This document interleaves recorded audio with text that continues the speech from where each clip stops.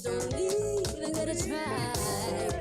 I'm like Chardonnay, get better over time. Heard you say I'm not the baddest bitch you lie. It ain't my fault that I'm out here getting booze. Gotta blame it on my goose. Gotta blame it on my juice, baby. It ain't my fault that I'm out here making moves. I'm the pudding and the proof. Yeah. Gotta blame it on my juice. Aye. Sure. Hey. Aye. No, I'm not a snack at all. Look, baby, I'm the whole damn meal. Hey, David, you ain't being slick. Don't dance how the cup I feel. Ain't worth the squeeze if the juice don't look like this. Hey, hola, baby, please don't make me try to take your bitch. Everybody gonna shine. I was born like this, don't even gotta try.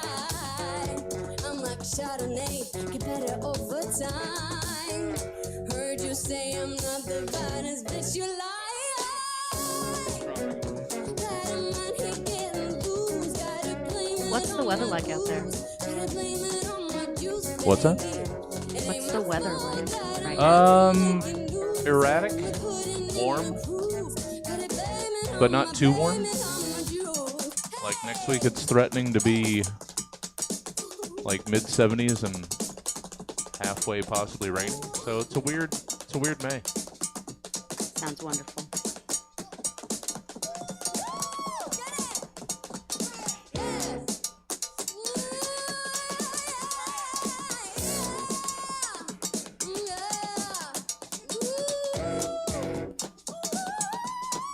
So do I get to sit in the middle?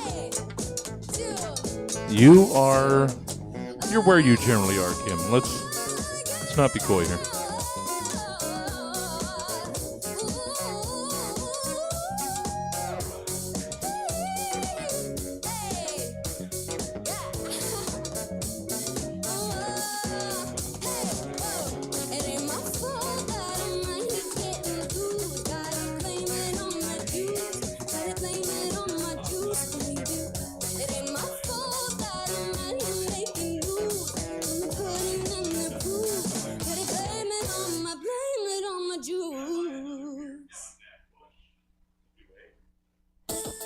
It's never too late to go get a beer. Just ask somebody to get it for you.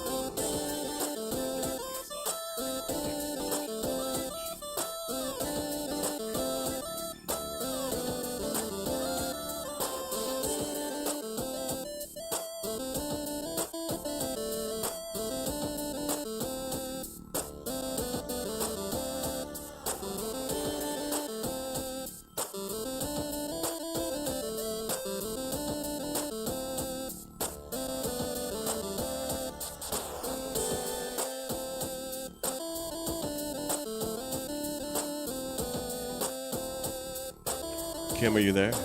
I am here, yeah. How are the drugs? Very good. Yeah? Oh, are you not supposed to ask people? I'm totally fine. Okay. Totally in control. As much as I would be normally.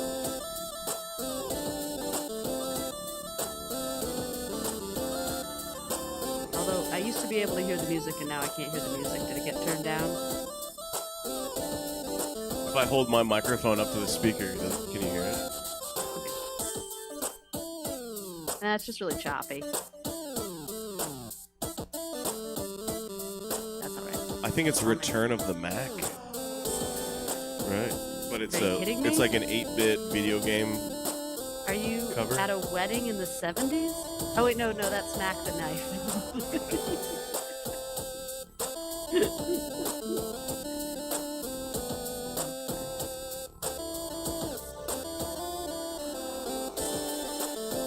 So I was so proud of myself. I got my prompts done like before 3 o'clock today. Nice. Of course, this is when I find out that I only did 4.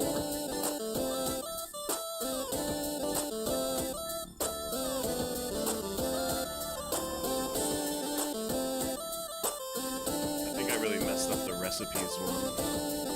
Oh, don't worry. I'll cover for you. I also messed up. Are you ever really afraid? Hold on. Are you ever really afraid that like you got the acronym wrong? Yes, but this time he said we could rearrange the letters. Oh, that's nice. So it's totally fine. Frankie, I don't think your mic's on. What'd you say? I don't think that Frankie's mic is on.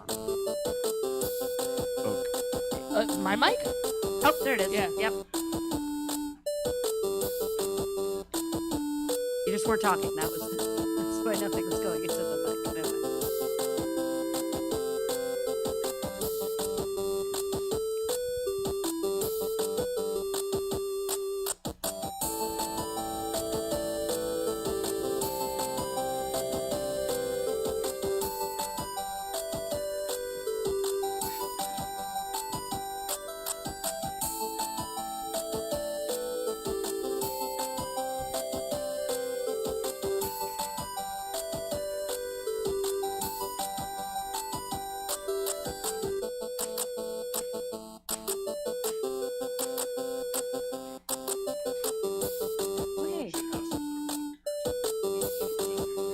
Yeah, it's kind of weird for you guys to just be like out there. They walk in to have a seat. You're like, this is the main show. Here we are. At least like one of those like doctor curtain things, or like just a partition, piece of paper in front of your face. I feel like the Country Bear Band. Hey. You can, yeah. You're in the splash zone. Oh my lord, I was about to say exactly that. I went to a dolphin show recently and I was in the splash zone. And Hi, saw the how'd you guys hear dolphin about the for rest of show? day. Oh, nice. Oh, I have no idea. I guess I'm not either. I didn't know she had COVID. Since it's been opened. Yeah.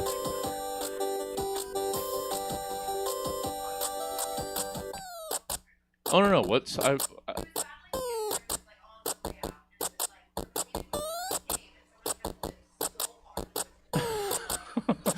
Oh no!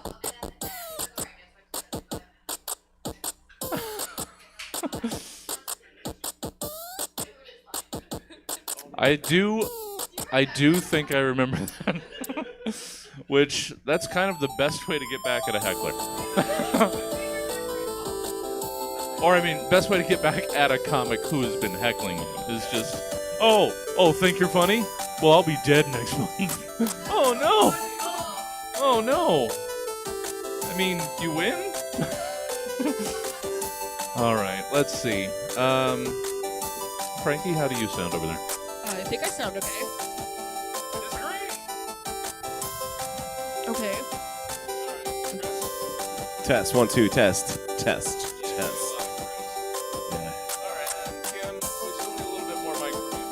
All right, I can turn it up. I've been doing some online tutoring, and I don't want to. All right. Oh, wait, I'm going to turn this down now. Sorry. How about now? How's this? You like my voice now? Is this a good voice? Sounds hecka good, Kim. And I do all the tech. I just do for you guys. Just so much. I give, and I do, and I do while giving, and I do the do. That's not what I'm looking for. Good to have you guys. Welcome to the show. Oh, please save that till we maybe do something good. No guarantees. No, this is a very strong panel, so it's going to be so good. You're going to forget you ever knew Shahara Hyatt. No, Wow. she's too good. She's too good to get on the show. She's so busy. I always want her, but she's so busy. So this is hi, welcome. This is where we banter about for a second, while potentially more in person and online. You got those cameras over you guys. We stream everything that we do. So if you're at home and can't make Christ it out on a to cracker, comedy, Jesse. Could my head just be like a little bit smaller? It's like I know I've been saying it my whole life, but this time I actually have a chance. well, you Did I are just- you are full on. You're filling. Yes, she's on the panel. She's in Alabama. That's Kim It's not my Martel. fault. The problem is Kim's so good. We couldn't not keep having her on the show after she moved halfway across the country. So we have a handful of panelists that we do that for. We beam them in through space. And yes, so Kim Martel joins us. You know what? This show is already hard enough for people to understand. I don't want to sit here and dick around while they glance around at the door. It's not that hard to understand. I want to get things going so that we can give them the show. Well, no, I mean, this still shouldn't exist. I know that. This pre-show nonsense, this filler, should not exist. Yeah. This is why we don't have... This is... No, this is just hanging out. We're not in the 9. None of us are in the 9. This is a whole different experience. It's this kind of thing. That's why we don't have 3 seasons on Crackle. That's why. That's the entire reason. Okay. Let's make sure I use the right intro last time. Why do I have the wrong intro on Roughly here? 20 That's dumb of me. comedic takes on Okay. will now perform a live studio Yes, stab. John. Just want to make sure there's no extra John Alston in here. Do you guys know what you're going to use those into? They have no idea. No? I tried to Oh, shit. Okay. give them a little bit of a... Okay. It's fun. It's going to be fun. Yeah. Not only is it going to be fun, but we have a great... If you're going to get a first panel, like a panel for your first time seeing the show, this is a good one. So, except Chris did preemptively shit on their material earlier. Well, that was just between us. I don't want you guys to know. It's really good. No, it's Everything quality. on this paper is I'm really good. fucking with you. All right. How about we do the thing? You guys want to do the thing? Please. And unfortunately, we're probably going to miss these folks. I'm trying to get them to stay it for the 9, but they have babysitting. How far are you?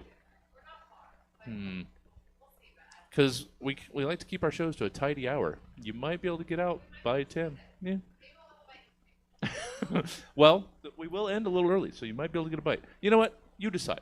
But what we're going to do, I mean, not early, because we're not going straight to 9. The thing is, let's start the show. Lord. Let's make sure I've got this ready. All right. Well, thanks for coming out. This is going to be the program. Promise, swearsies. There we are. Now I'm ready.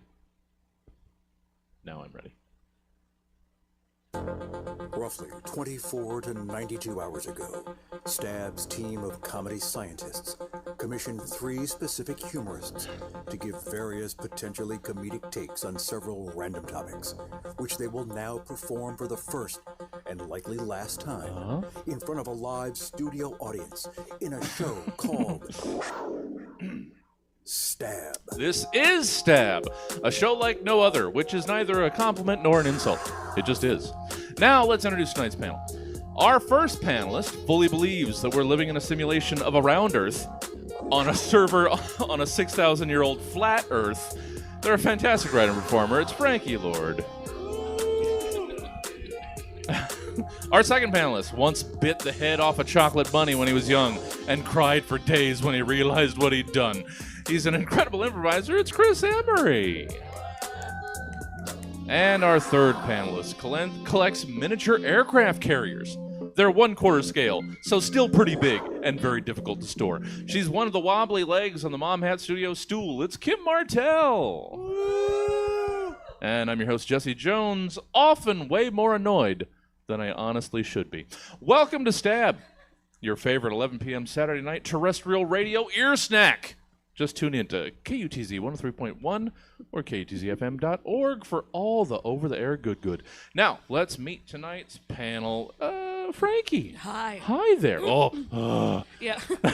Husky. Oh, hey there. You've reached 1-900-Frankie. Hi. Hi. There you are. Yeah. How are you? I'm okay. I did not make a smart decision. Okay. I inhaled a spicy tuna roll like 3 seconds before walking into Oh, the door. shit. Okay. Yeah. I'm not worldly, which is to say I don't really sushi, so that sounds not good. No, it was delicious. It was just perhaps a little much to digest in 5 minutes. Okay. Yeah. Well, as I understand it, your digestive system is pretty long, so you've probably got time, Sure. unless it's really in a hurry. I just mean it. Okay. It's saying. it's taking some effort to pretend that I'm comfortable. That's it. So it's I it's just sitting here burning. Yes. Okay. Yes. Cool. Well, we all get to know that every time we come around to you. Yeah. Every time you're trying to read something, we just know there's searing pain. Yeah. And I do like a couple voices that really fuck up my throat. So it's just masochism night for me. Yeah. So good. What have you been up to? Vibing, applying yeah? for jobs. Just vibing. the hope is that I can leave Sacramento before the summer starts, so that I don't just bake to a crisp. Yeah, there is always that. Trying to leave us for the Pacific Northwest. I am. So, Yeah. Like that's Remember January when I was like, "Oh, I'll be gone before you guys know it." Yeah. Yeah. Well, And that was a lie. that's how Sacramento is. It's very difficult to leave. Yeah. It's the quicksand of cities. Yeah. Yes. Sacramento does not give up its dead easy. Well, from like March to June, we're incapacitated with allergies. So like we True. can't, like no one is making any clear decisions. Yeah. That's Yeah. right. It's just anarchy. And then it's too hot during summer to move. Yeah. And then, I mean, fall's beautiful. So why would you leave then? The foliage. Yeah, the week of fall that we have. Yeah, the when it week of slams foliage. from summer to winter. Oh, Sacramento seasons. It's going to be like in the 70s next week at the end of May. What are we doing? Oh, October's going to be hell. Well, good to have you. Glad we've been able to sneak in a couple appearances before you leave us. Me too. Just selfishly. But thank you. Good to have you. Hey, Chris. Hey, what's up? Hi there. Hi. How are you? I'm really good, thanks. Good. Good to Yeah. hear. Yeah. You're keeping busy. Yeah, I do some things. I got really sick last week, and then thought I was not sick anymore, so I went to LA. And then took my mom to a drag show on Sunday for Mother's Day, and then woke up Monday sick again. Yeah. The double sickness. Hell yeah. Yeah, I think it was all the body shots. Sure. Yeah. Not with my mom, but well, the surrounding patrons. But I mean, you slurp tequila out of the belly button of a go-go dancer, and you get what you deserve. Yeah, exactly. Yeah, I knew what I signed up for. Yeah. But beyond getting repeatedly sick, you perform around town. I do, yeah. In multiple I capacities. do. Yeah, I do some improv, some music. I have a 90. Are you local people here in the audience? Oh. How do you feel about late 90s, early 2000s pop songs? Huge fans? Yeah. No, everyone here. Okay, so I'm in a cover band, lead singer cover band, and we do "Hit Me, Baby, One More Time" as our signature piece. Oh, baby, baby. I need my whole band here. I wouldn't. Yeah, it's no acapella. Yeah. But yeah, He doesn't do them a cappella. No, I need a band. Need that beat. I need voice modulation. Sure. I need T-Pain style. All around town. Have you? Where are you from? Where do you hail from? Oh, the Midtowns. Okay. Yeah. We played in Folsom and Roseville and Emerald Hills. You know. No, close by on Sutter Street. Do you have anything coming up? Oh, anything on the calendar? We played the Mule in yeah. Folsom. You know the Mule in Folsom? Yeah. Oh, it's so big. That's why they had us play there. Oh, no, yeah. No, yeah, it's just a 90s, 2000s cover band. We're called Y2Yay, like Y2K. Mm-hmm. That's a very good time. Oh, yeah. Yeah, it is my please. It is my midlife crisis band, so I'm very happy to be a part Everybody of it. has to have something. Yeah, You could be spending your money on a flashy sports car, but instead you're out there entertaining the masses. Yeah, now I spend my money on tie-dye headbands and slap bracelets and scrunchies. Hey, Well, man. you gotta look the part. Yeah, exactly. I had a kid, so you keep those scrunchies. We Well, all make choices. Is that like a parenting hack? Yeah, keep those scrunchies. Well, good to have you. Yeah, thanks, always, Jesse. Always nice. We used to play tennis a long time ago, so throw Yeah. back to tennis. It's been a while. I've been thinking about that. It's been a while. Maybe someday. Well, good to have you. And hey, Kim, Hi. how's Bammy? It is. Bama. We're in tornado season right now, so shit. which is getting bigger and bigger all the time. Which I just loved hearing you guys complain about your weather. Must be real hard. Well, yeah.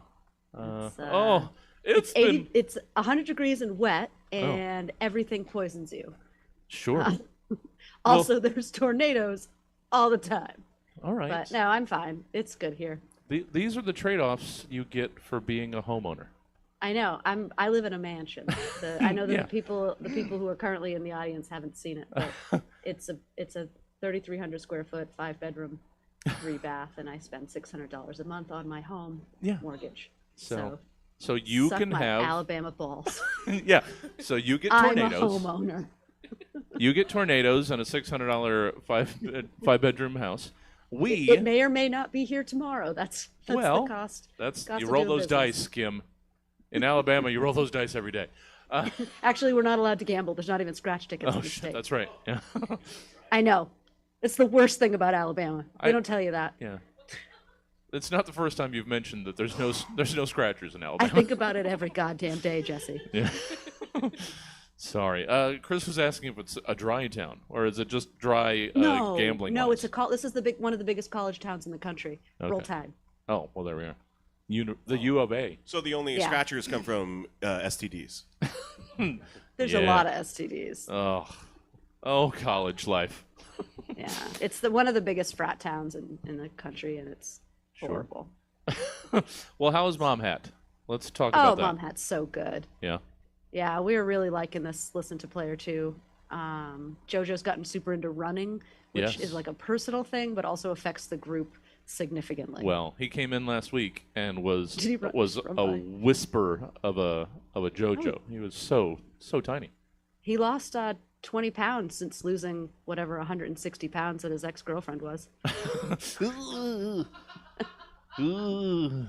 Yeah. No, he looks great. The combination of running and depression do JoJo well. You can never outrun your sadness, but he No. hasn't figured that out No, yet. it's always He's going to keep trying. it always keeps pace real good. Yeah, that's why it's the best trainer. Yeah. Oh, I lost so much weight a couple years ago. You did. You look great. Yeah, I'm getting back there. Thanks. Sadness suits you, man. Thanks for noticing, Kim. All right, let's do the thing, shall we?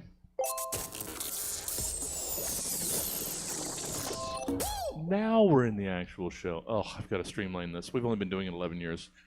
Next week is episode 400. Think I'd know how to do this by now. It's segment 1. It's reorganization. The easiest way I can get away with throwing random letters at you to acronymize is by snagging airport codes. Apparently, these are important. Most of the time, they don't even relate to the name of the airport they represent. And even then, other times, I just find sometimes that they're just fun. In this case, in one search, I found a Snake Bay Airport in Melville Island, Australia, and Seaport Airport in Beaver Inlet, Alaska. SNB and BDV, respectively. And rather than ration these out, I figured, why not give all them letters to you? And even let you mix and match them however you wanna. So much freedom. So this week, you have the letters SNB and BDV, and you can use all 6 of them in any order your little heart desires. That may sound like a gift, but I know it is the curse that it is. So, let's hear what you mishmash combinations of your SNBBVD, what they might stand for or represent to you. So normally we have like regular acronyms like LOL or those sorts of things and ask them to just reimagine them. This time I gave them a bunch of letters. And You're crazy, dude. You're fucking crazy, dog. And I'm looking forward to what you did. So, Frankie, SNB, BVD, what do you got? Okay, so I did my research and I found the thing that used all 6 letters. Nice. Not because I only read what the acronym was and no other part of That's the fine. prompt. That's 'Cause that'd entirely be fine. rude. Yeah. But I did find something, okay? And it's less of a traditional acronym and more of a shorthand for a figure of speech. Sure. Snubbed by VD. It's fallen out of fashion it's fallen out of fashion as people have tried to be less stigmatizing about sexual infections, but it basically means like learning you missed something good through the act of missing the consequences. Yeah. So your favorite band was in town and you only learned after it was labeled a super spreader event on the news that they were even in town, snubbed by VD. Yeah. You only learned your ex hid insane amounts of money from you in your marriage after he went to jail for tax evasion, snubbed by VD.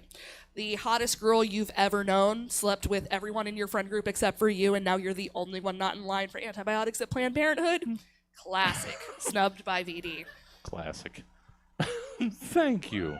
Thank you. So good. Not. Snubbed by VD. Now we're scratching like college kids. Thank you. Chris, what might you have in whatever combination of SNBBVD? I don't know if I took too much liberty with this. When you said rearrange them, Yeah. I rearranged all of them. Yeah. Okay. That was on the table. That's not against the law. No, you're good to go. Okay. I rearranged mine to a VBBSND. Okay. What? You think South Korea is the only Korea making K-pop music with international boy bands like BTS or NCT? Well, get ready to leave a snail trail on your desk chair because North Korea is getting into the boy band game. And they want everyone to know this pop group is definitely not a military psyop. They call themselves VBBSND, which stands for Very Bad Boys Singing and then Dancing. And guess what? They're just a normal K-pop group and definitely not a bunch of ex-soldiers forced to perform propaganda music to control the youth in North Korea. Not on Kim Jong-un's watch. Let's meet the band. There's Chao Su. He's the shy one.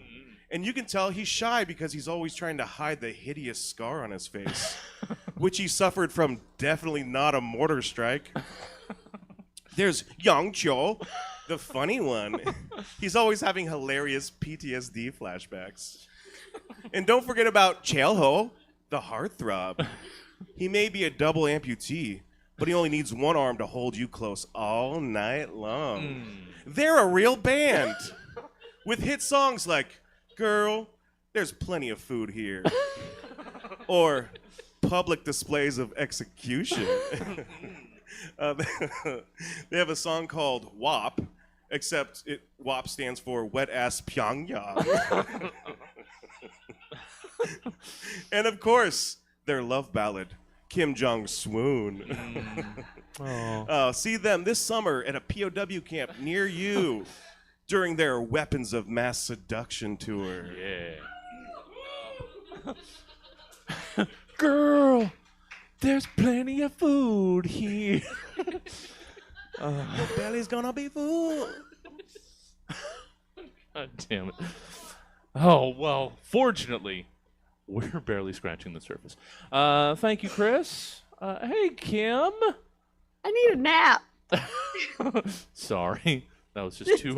That's a lot. That was a lot. Yeah. Well, you have an equal opportunity to deliver just as much. So, Kim, what do you have in the way of an SNBBVD? Well, I took the same road as Frankie and just kept it exactly the same because I didn't fine. read the whole prompt. That's fine. But Nobody also because I'm a purist. Sure. Okay. Extra, extra! Read all about it!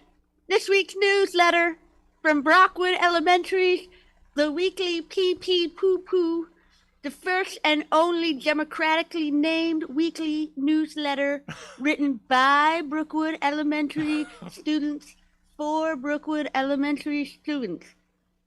This week's stories include further investigation into whether or not Mr. Robinson actually has a tail. The answers may surprise you. The boys' bathroom in the mathematics hallway is still closed after someone poops in the urinal. Although students are the main subject, there are no ruling out the teachers. We're looking at you, Mr. Robinson. Wow. This week's top story continues to be SNBBVD as we investigate the possible causes of this horrible tragedy. As previously reported, the victim was on the good list material in every way, consistently finishing her homework and only on the rare occasion being referred to as a real pain in the ass, by her parents, which, as you can see from the graph that will be provided, is significantly lower than the average second grader during the months of November and December. Okay. Claims that would qualify her for bad list have since been unfounded. So, what did Violet do to be slighted so horribly? Although it is reported that she did receive more Christmas gifts than on previous years, including the deluxe Bluey playset house and another new bike. She did not get the one and only thing she asked for. A clear message about her moral standing with Mr. Christopher Claus. All of us at the PP Poo Poo are left to wonder, if Violet doesn't get her wish, then what hope is there for the rest of us? Continue to follow the SNBBVD, the story of Santa not bringing back Violet's dog, and other stories as they develop. I have been Amira M. Now I hand over the mic to Amira J. with the lunch report. Thank you. Oh, no. So, did I get in the weeds a little bit there? Their dog died, guys. Oh, no, you're good. You're good. Okay, cool, thanks. I don't know if it would have been more or less helpful for the audience to know that you're a substitute teacher. Oh, I would never substitute for elementary school. Those okay. kids are monsters. That's true. That's true. You know, Hitler was an elementary school student once. Yeah. That's all I need. Proof positive. Well, thank you, Kim. Yeah, opening eyes. Segment 2 is bathroom wall. I do everything I can to avoid having to use a public restroom. The gastrointestinal pain I will suffer so that I don't have to ask for a key attached to a giant ladle or piece of driftwood is pretty severe. But they do still exist. Weird, carved-up, scribbled-on public restrooms. For those too weak to shit their pants like a grown-up. And so in Bathroom Wall, you're asked to give us 3 items you might find carved, drawn, or scribbled on the bathroom walls of a public restroom in an abstract concept. Today's Bathroom Wall, the future AI-controlled wasteland. I'm not even sure what a public bathroom might be like in a future AI-controlled wasteland. But fortunately, I don't have to know. You do. So, tell me what you'd find etched or scribbled on the walls of that horrible, horrible place then. Why don't you? 111-222, 3 times around. Frankie, let's get us started with your first piece on the bathroom walls. I have to reset this every time. In a future AI-controlled wasteland. Okay, so all three of mine are going to be excerpts of conversation with an interactive bathroom wall AI named Crap GPT. Sure. So you're looking for a good time in a public bathroom. For a good time, try these following activities. Use a glory hole emoji. You are legally required to be 18 years or older, though. Tell a joke. Gray guy laughing emoji. Why did the AI cross the road? Because it was driving the car. Make your own graffiti pen emoji. Would you like some props to get you started? Robot emoji, smiling emoji, robot emoji.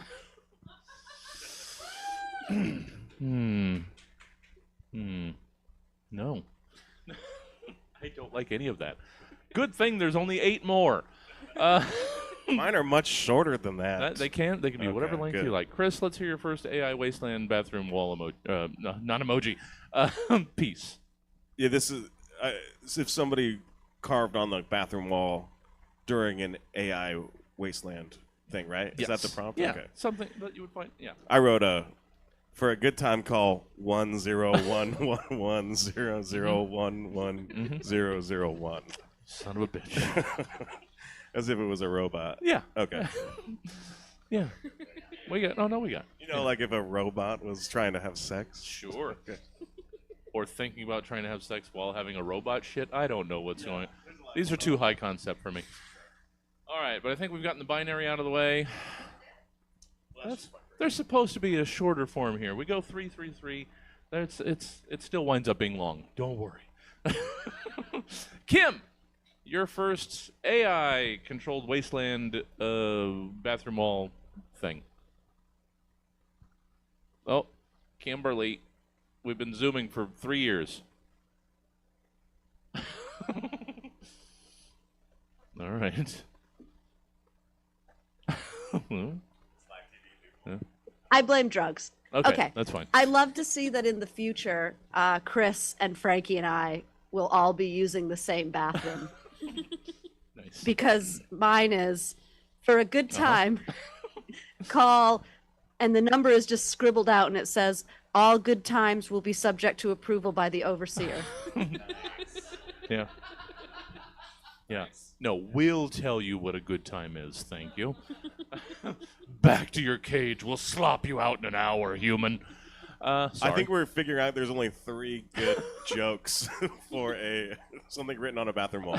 Everybody's got to have for a good time in the bathroom's wall segment. That's fine. That's understandable. Wait till my second one. Oh, shit. So many good times. Frankie, second time around, AI future controlled wasteland bathroom, go.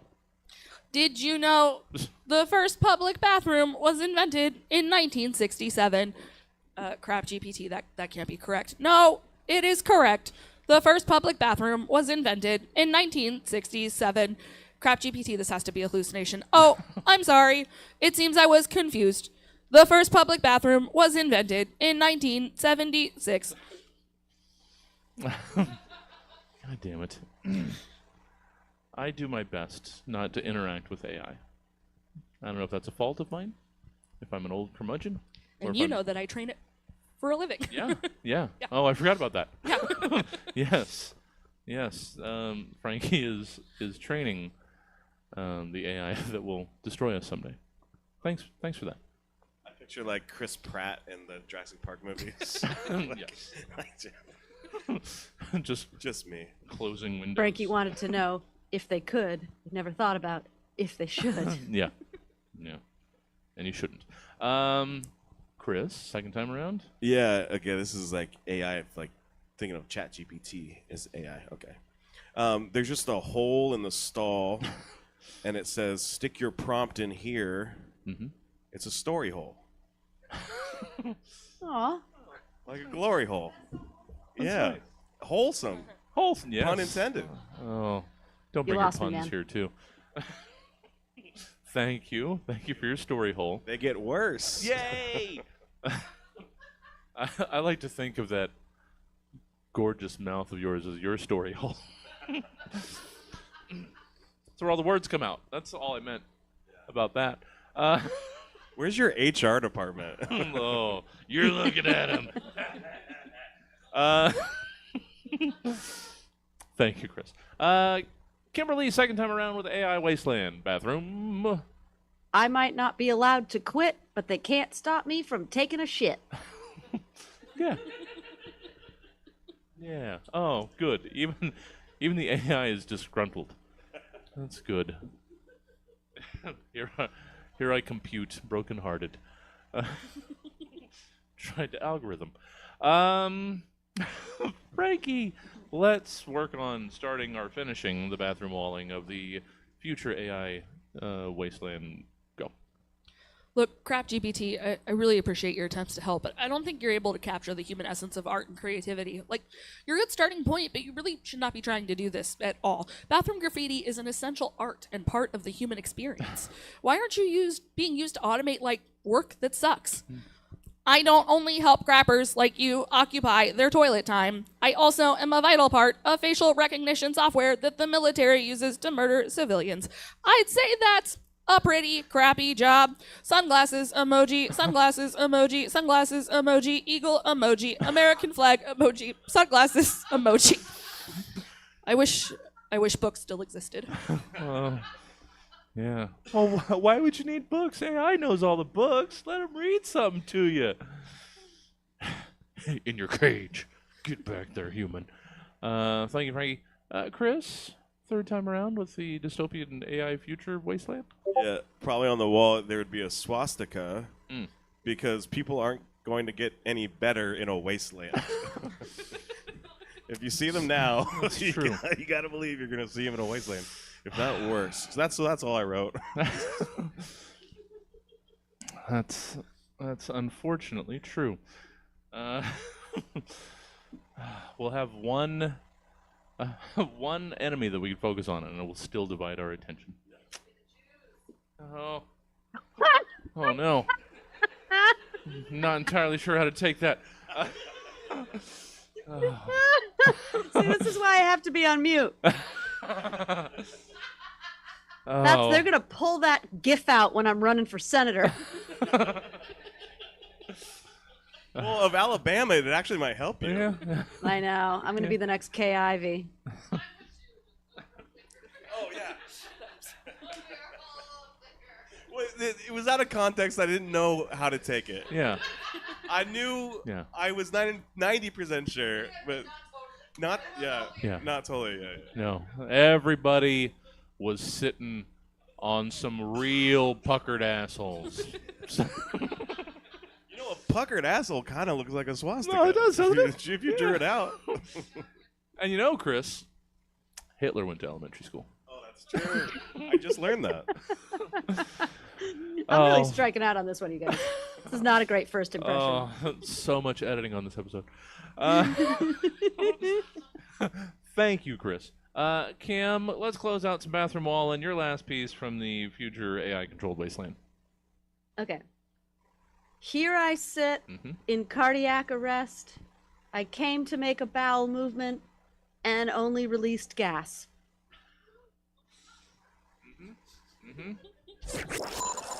You ever had to try to get AI to write anything for you?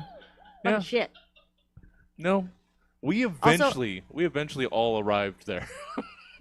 I'm so glad. Oh, yeah. Oh, can point.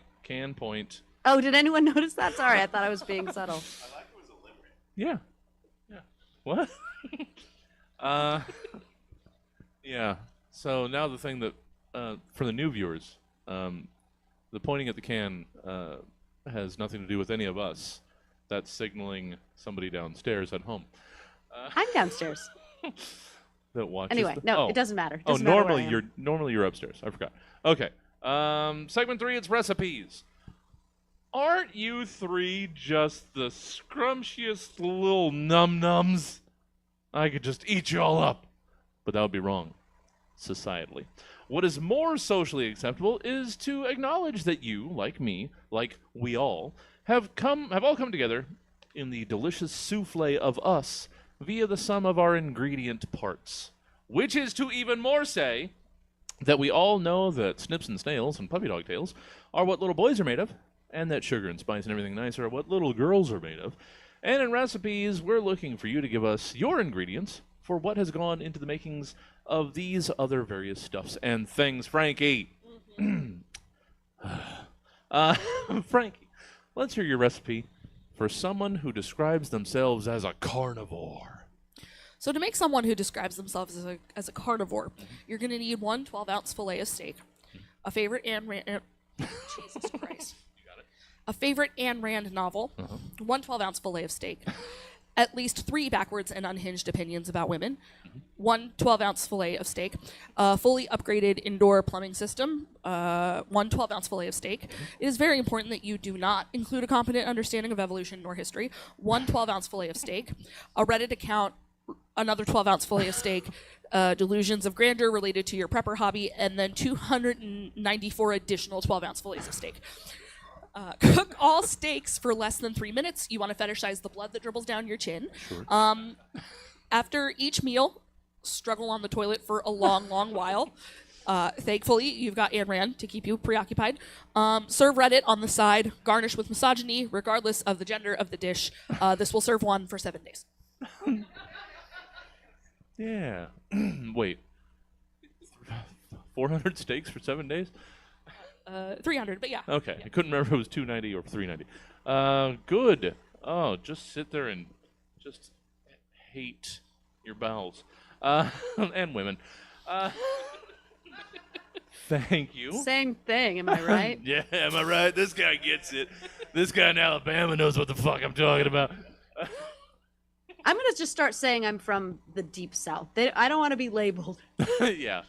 And I'm also not from here. I'm not even from California. I will take no credit for anything. This is not my fault. Yeah. Kim is definitely a nomad. A New England nomad, you dirty Yankee. Oh, does anybody in Alabama know that you're a Yankee? Oh, what? Yeah, something about me. They can tell. Oh, yeah, the way you say room. Sorry, it's adorable. If I wasn't attached to this, I would be out of here. But it's hard for me to take these cans off. Well, back to thanking Frankie for all of that, which I don't strictly mean. It's not your fault. It's not your fault that person exists. Chris, let's hear your recipe. You had to check in and get a little background on the first time doing recipes. Yeah. So we had to break this down. Aww. So I'm looking forward to this. Chris, let's hear your recipe for an argument with a significant other that neither will back down from. Sorry.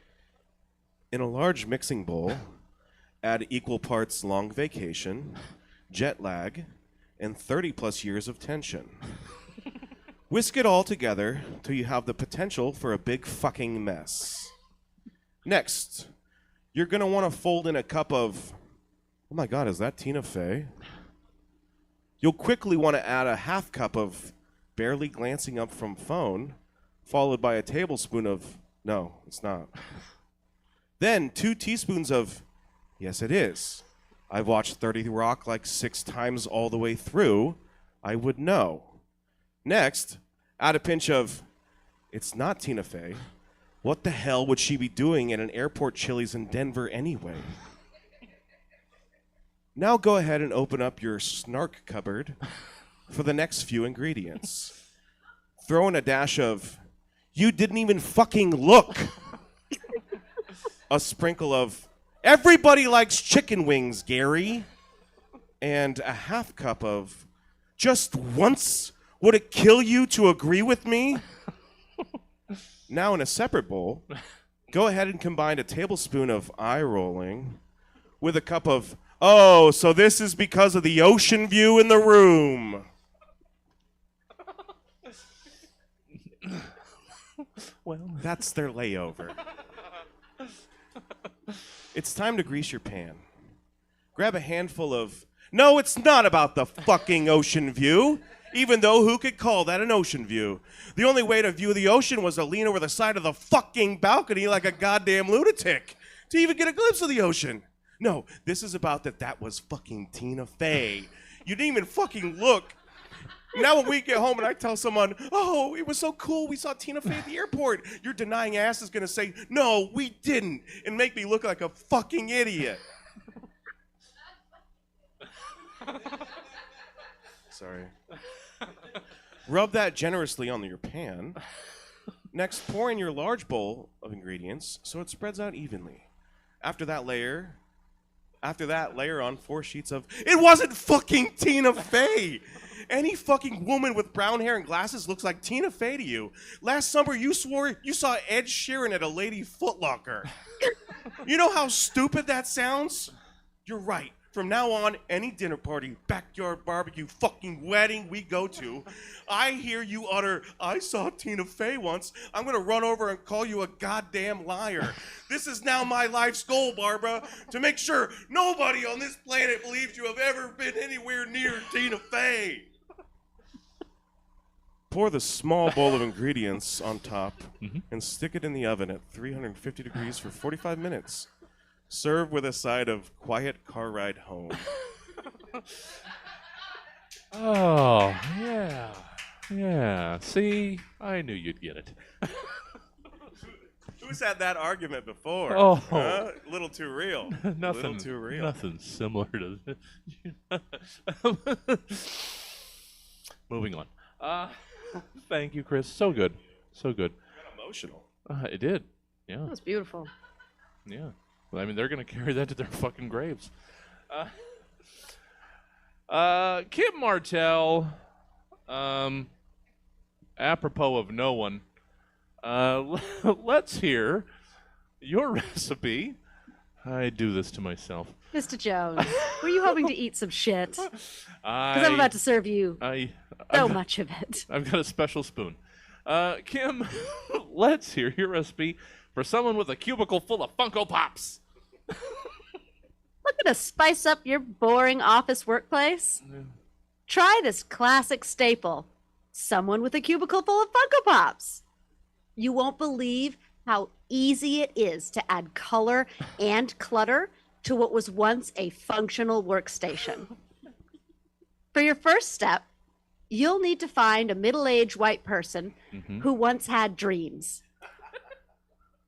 When making your selection, be sure to find someone that hasn't given up all hope yet. Or you'll find it hard for them to muster the strength to find joy in small, pseudo-personalized plastic non-bubbling heads. A woman who has more key ring accessories than keys, or a man who wears a sentimental earring would work perfectly.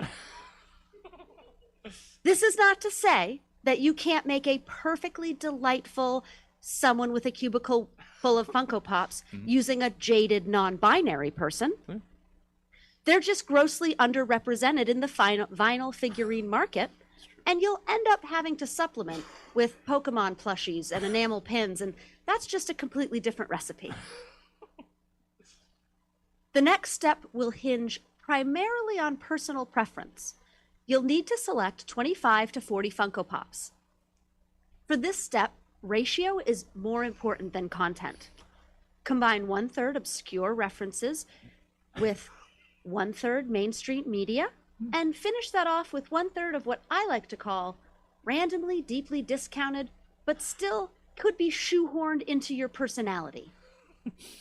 Stack no more than 3 pops high, and group by show or series, being sure to separate at least one from its collection to be mixed in randomly with the others. This will add a little texture and seriously bother people who like things properly organized. Of course, someone with a cubicle full of Funko Pops is made up of far more than just unfulfilled dreams and questionable wardrobe choices. To elevate your dish, add a few individual potted succulents to show that you can keep plants alive, but only if they're almost entirely plastic. Pro tip, don't overdo it. Just 12 or 15 should be plenty. You want to make sure that there's still enough room on the desk for a person to lay their head down and think about the choices they've made. Enjoy. Yeah. Yay. Yay. Sounds like somebody I know. No, I don't know. I literally just went through your Facebook, man. Yeah. That's fair. Some of the collateral damage hit the chat with Yeah. the What's going on with that? The queen? Huh? What you have a Funko Pop and it's not in the order of the Funko Pops. It's like out. Well, I mean, I have so many, Freddie, that we've got to scatter them. Sorry. Seems like a conversation for another time, Kim. Sorry. And I Sorry. did, too, see fucking Tina Fey. She's just a brown-haired woman. What is wrong with you? Oh, but cat's eye glasses. All right. Segment 4. It's Review It. If you have... Or wait, hold on. Yes, sorry. I wrote this a couple days ago, and I don't reread it. Like you guys don't. Segment 4, it's Review It. If I have no idea what I'm doing, I usually just do it anyway and suffer the appropriate consequences of my actions. Other people like to look at reviews of things before making their decisions. I mean, I suppose that's an option, if you don't mind being a fucking dork. Dork. But in Review It, your job is to help inform those coming after you and compose reviews of specific things as the reviews would appear on these specific outlets. Frankie Lord. Mm-hmm. Oh, I've been holding on to the topic, not necessarily the outlet. I've been holding on to this topic for a while. I think it's for you. Mm-hmm. Frankie, let's hear a Game Informer review of Adult Friendships. I just want to warn everybody that if there's any time I'm going to throw up in front of strangers, it's now. Oh, spicy roll. Hey, what's up? It's me, Hunter. You might remember me from 2021 when I last did a Game Informer review about the fake DLC systemic racism. That review got me fired because the lizard people at Big Critical Race Theory said it was offensive to, quote, anyone literate. Fortunately for my career, literacy rates are plummeting, so they brought me back. This time, I'm talking about adult friendships. Adult friendships. I'm losing the voice. That's Turn right. it into the robot voice. Like, comment, subscribe. This time I'm talking about adult friendships. Adult friendships are a real DLC, a pretty expensive one at that, since third spaces are for mullet-haired, lavender latte chugging, diversity, equity, and inclusion guzzling, trad wife hating, lesbo diddling, anarcho-commie, slacktivist, hacktivist, activist NPCs. The adult friendship DLC requires pretty frequent maintenance fees of coffee, meals, movies that aren't even good, bars that are too loud when you're over 29, wedding gifts, and in many cases, sexual tension that goes unacted upon because either A... Oh, just breathe. Just forgetting about air, yeah. Yeah. A, the friendship is good enough, and you're older now, so you've been hurt bad a couple times now, and you always told yourself you'd never become the kind of person who becomes afraid of love because of its inevitable pain. But now you've experienced the anguish of seeing someone you deeply loved turn into a rando who hates you. You try to imagine this friend of yours and what it'll be like when you let them in and they hurt you, and you can't. You can't really imagine it. You can't do it again. Not yet. You're not ready. You've become the coward you always feared. Or B, because they don't want to fuck you under any circumstances because you, quote, hate women and, quote, don't shower. Whatever, Sarah, you're an ugly bitch anyway. Adult friendships get a 3.5 out of 5, mostly because it's such a hard DLC to find. Yeah. Yeah. Yeah. Air goes in, too. You got to remember that part. Yeah. There you go. There you go. All right. Probably been able to understand what I actually said if I No. breathed. So. We got you. I mean, it's... Hey! No, it's supposed to come with that desperate and out-of-breath rush. Yeah. Oh, it's just simmering. Thank you. So good. Chris! Yes. Let's hear a review of a nice, calm day that you got on Wish. Also, can I have another beer? Sure, what would you like? The Mexicali. Sure, I got it. Okay. I'll do my thing, though, while you're away. Okay. Wish, it's that like really discount Chinese Amazon. Temu, yeah. So the Temu. Temu. So this is if I ordered a nice calm day on that website, is what this is. Okay. Please read before buying this product. I ordered a nice calm day on here, and I am not happy. When the shipment arrived, I was very excited because I've been extremely busy at work and needed to relax. But when I opened it up, a grizzled old sea captain popped out and yelled, "To the water!" As not to be rude, I followed the gentleman as he scampered towards the nearest ocean. He was surprisingly fast for a bloated old sea dog with a peg leg, but I managed to keep up. So far, not so good, Wish. When he got to the shore, he started frantically looking around the beach, mumbling, "Bubbles, where are the bubbles?" All of a sudden, he must have found what he was looking for, because he dropped to all fours and started digging in the salty, wet sand, which was difficult because he also had a peg arm. He pulls something from the earth, and after a minute of hunched-over grunting, he presents me with an open shellfish. He screams, "Eat it! Eat!" It quickly dawns on me that instead of a nice calm day, Wish has sent me a nice clam day.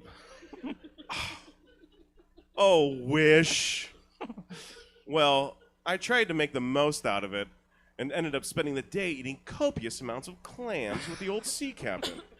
His name is David, by the way. I'm not sure if it was the aphrodisiac of the fresh clams or the crashing of the waves on the shore, but David and I ended up fucking right on the beach. His dry, weathered hands caressed my body with the tenderness of a man with experience. And in case you were wondering, yes, his penis is a wooden peg as well. Yeah. 3 stars. All right. All right. This is my prize. Yeah. That was yeah. beautiful. That turned around. I guess I hate to think it, but I guess I'm gonna have to update the reference because it is nobody's getting Wish anymore. It's now the Temu. Temu. Yeah, Temu. Oh, I Basically didn't know the that same. Wish was That's your dated. that's your It's the same takeaway from my fucking amazing comedy piece? That was the last thing I heard. Okay. But also, you know, Hey, thank you. Yeah. Thank you. also Peg Dong Dave is. I'll take that away too. His name is David, okay? Oh, sorry. It's fucking Sorry. David. Sorry. Now I'm gonna have to have a recipe for somebody that will not abbreviate their names. It's Michael. It's Christopher. Ugh. When I was in college, I had a roommate, and her name was Jillian, and somebody once called our room because it was 2005, and she picked up, and they said, "Hey, is Jill there?" And she legit did not even consider that they were talking about her, and she said, "No, I'm sorry, you have the wrong number," and hung up, and then was like, "Oh, I think they meant me." Yeah. Yeah. Oh, I'm so glad we got to hear about your dorm room. I'm sorry, Kim. I just love it so much. Speaking of Kim, I went to a fancy fucking college, man. What are you gonna do? It was just a long time ago. yeah. Speaking of A long loving time ago. Kimberly, You can say it. this is sort of my payback for you getting to pile on me in the previous prompt. Let's hear, Kim, your TripAdvisor review of visiting your parents. I would like you to know that I'm like a senior TripAdvisor because I Oh, review shit. everything. All right. First of all, I would like to say that this is not my first time visiting my parents. I practically grew up visiting my parents. I spent most of my summers and holidays there, but I hadn't visited in a few years, and things have really changed. First of all, they've completely remodeled the bathroom. I'm talking tiled walk-in shower, new vanity, upgraded fixtures, a huge improvement over the green carpet and the toilet seat koozie of my childhood. The kitchen has a dishwasher that's hardwired into the cabinets, so you no longer have to drag it over to the sink and plug it in to run it. And they've elevated the dining experience as well, providing way more options than when I visited when I was a kid. I was offered cheese plates, name brand crackers, flavored seltzer water. When I last visited my parents, I was offered a brown banana. Not exactly the 5-star experience you would expect for a person who's patronized their establishment for over 3 decades. But everyone deserves a second chance. They finally loosened up their alcohol and drug policies. Happy hour starts around 3 o'clock and continues until lights out, which is about 10:30, depending on when the last episode of Star Trek Voyager finishes up. I didn't even have to supply my own weed on this trip. It was complimentary, provided I sit in the back deck and listen to Frank Sinatra for 3 hours. I'm sorry to say, though, it was not all positive. Although the common spaces have been updated, the rooms have been completely ignored. Now serving a dual purpose as a storage room and guest room, the dressers in my room were full of books, and the tabletops were stacked with Amazon boxes full of abandoned craft projects. The whole room smelled like oil paints. And the mirror that had been there the last time I visited was moved to the main office, so I couldn't even make the "are you fucking kidding me with this shit" face to anybody except myself if I used my own phone. Housekeeping is still super aggressive. They took my laundry and towels out of my room without asking, and those jeans were still clean. You're not even supposed to wash them. Just stick them in the freezer, and that'll kill the odor, causing bacteria. But do not start that conversation with the housekeeping, because it is a fight that you will not win. And don't put down your glass for even a second, or they will dump it out, whatever you were drinking, and put it in the dishwasher. I assume this is because they need a dishwasher full so they can run it at night, so they can loudly empty it at 4:30 in the morning. It bills itself as a bed and breakfast style establishment, so the host actually sleeps right across the hall from you, which can be weird because occasionally they check on you in the middle of the night, but this is more of a living farm situation instead of a bed and breakfast. You're expected to do chores like pick up the food from the takeout place instead of just letting them deliver, because your host doesn't trust the driver will drive directly to the house and the food could get cold. Or you're asked to pick up sticks in the backyard that fell during the last storm, or fill out an emergency medical pamphlet so you can keep it in your glove box, because what if you pass out behind the wheel and you don't have your wallet or phone and they need to know your primary care doctor and next of kin? Your time will be highly jeopardized by pre-planned activities which are labeled as optional but are highly recommended if you want to continue to enjoy your stay. These activities include, but are not limited to, going to the grocery store with the hopes that you'll organically run into somebody your parents know so they can show off how often you visit. Going through boxes in the attic to find something that was definitely thrown away 40 years ago. And going on a 3-hour car ride so you can slowly drive past the house you rented when you were in high school to see what kind of renovations they've made on the exterior. Also, good luck getting any privacy, as the bedroom door needs to remain slightly open at all times to prevent the cat from getting stuck in there, and any bathroom break that lasts more than 4 minutes will result in questioning from outside the door about your well-being. Excuse me. Prepare to navigate some unwinnable situations, as regardless of how long you shower, your host will criticize your excessive water use, and one house will criticize your food consumption, while the other one force feeds you every waking hour of the day. All of this said, I will absolutely visit my parents again, because the negatives cannot outweigh the fact that visiting my parents is free, monetarily at least. Well, yeah. Oh, Scratch your throat. Real scratch. thank you, Kim. Hey, everybody in the lobby. No ins and outs, goddammit. Or that, too. There's comedy going on. Thank you, Kim. Well done. It's segment 5. It's the final segment of the evening. Oh, I know. Boo! Oh, fuck this noise. Sorry. I went too far. TV's neat. Oh, it's new fall lineup. I forgot to mention. Segment 5, new fall lineup. TV's neat. I don't think there's anyone who can argue that. So many genres, such option.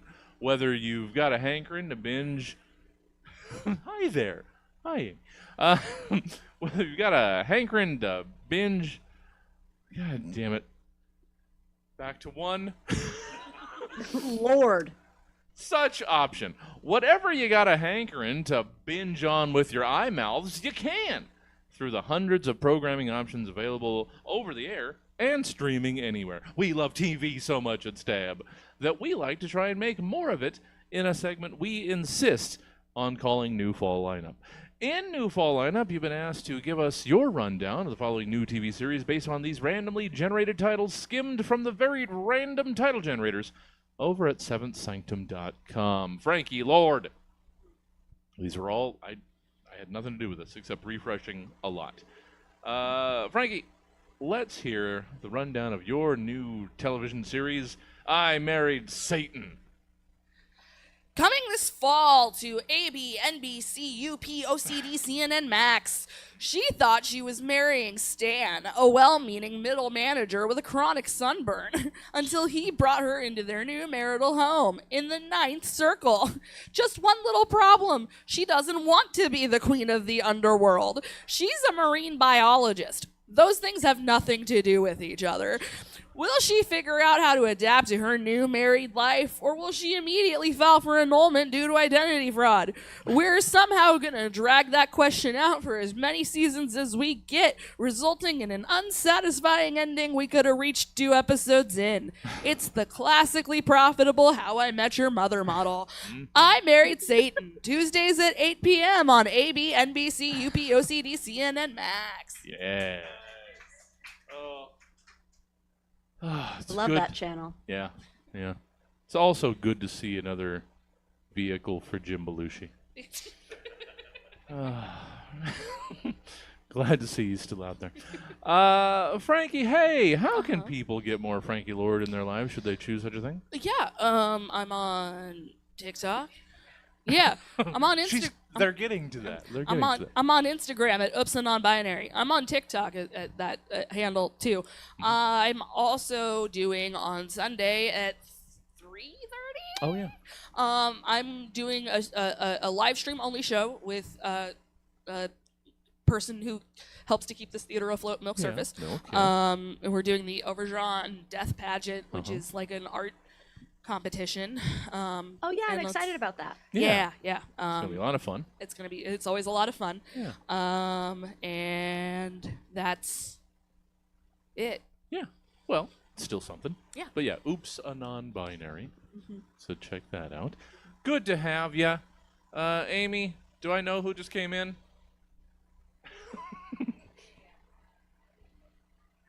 All right. God damn it. Got to get people to help me on the evenings. I can't help myself. All right. Thank you, Frankie. So good. So wonderful. So pleasant. Okay.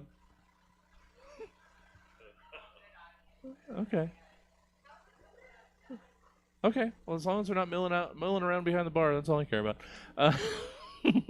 Stay out of the trash. Yeah. Or my stock. Chris, hey there. How are you? Good. I should have asked that much earlier. You did. Oh, did I? Yeah, I'm like an sorry, hour I blacked ago. out.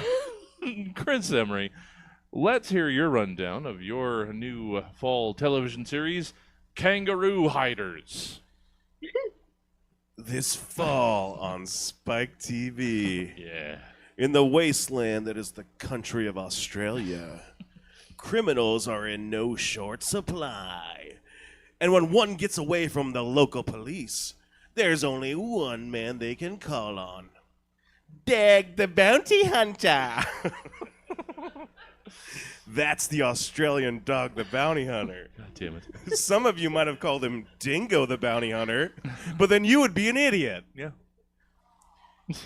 It's Dag the bounty hunter. In the vast open plain of the Australian outback, there are not a lot of places for these fugitives to hide except for, you guessed it, kangaroo pouches. That's right. This fall, watch Dag the Bounty Hunter comb the dry, desolate down under for drug dealers and rapists holed up inside some poor kangaroo's belly. And Dag the Bounty Hunter is all business. So he's kicking down doors to find his man. But instead of doors, it's the soft, fleshy pouch on the front of a kangaroo. It's Kangaroo Hiders on Spike TV. How many kangaroo tummies will he slam his boot into this season? A whole bunch, I bet. Oh, God damn it. I'm just happy to finally hear somebody else doesn't have a great Australian. Everybody trots out their great Australian accents, and it bothers Dag the Bounty Hunter. Because I've never been able to. I can't. Now on the spot. A dingo ate my baby? That's pretty bad. Dag the Bounty Hunter. Dig. Dag the Bounty Hunter. Dig. I keep, it's Kim? I've watched 700 hours of Bluey, and I'm still not willing to do an Australian accent. Dag the Bounty Hunter. It's getting It's better. just so good. It's like I'm standing in front of Australia. Like, what am I gonna? I'm not gonna top that. It's one of my great faults in my life is never getting a good Australian accent. You'll get there someday. Dig the bounty hunter.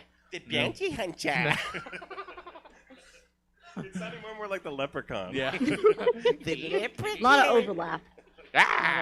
There. Comedy. Yeah. Thank you, Chris. Hey, how can people get more Chris Emery where they work and bank? Sure. I am at the Sacramento Comedy Spot. I'm on ACL, which is a improv show every Saturday night at 9 p.m. You can find me singing 90s and 2000s cover songs with the band Y2. Yay! My Instagram handle is Chris_so frigging handsome _ Emery. Yeah. Super humble. Yeah, that's it. Yeah. I think that's all the things. Well, that's plenty. That's probably too many. No. It's probably too many. No, it's good. Oh, I do You the Musical, which is a Oh. live musical from start to finish, narrative musical that's improvised. Yeah. That's good. Lots of places to catch Chris, and you should, because he's so gosh darn handsome. Thank you, Chris. Dig. Damn it. Thank you, Chris. Hey, Kim. Before you wrap up this episode of the gosh darn of Steve, the comedy show. Oh no, I lost it.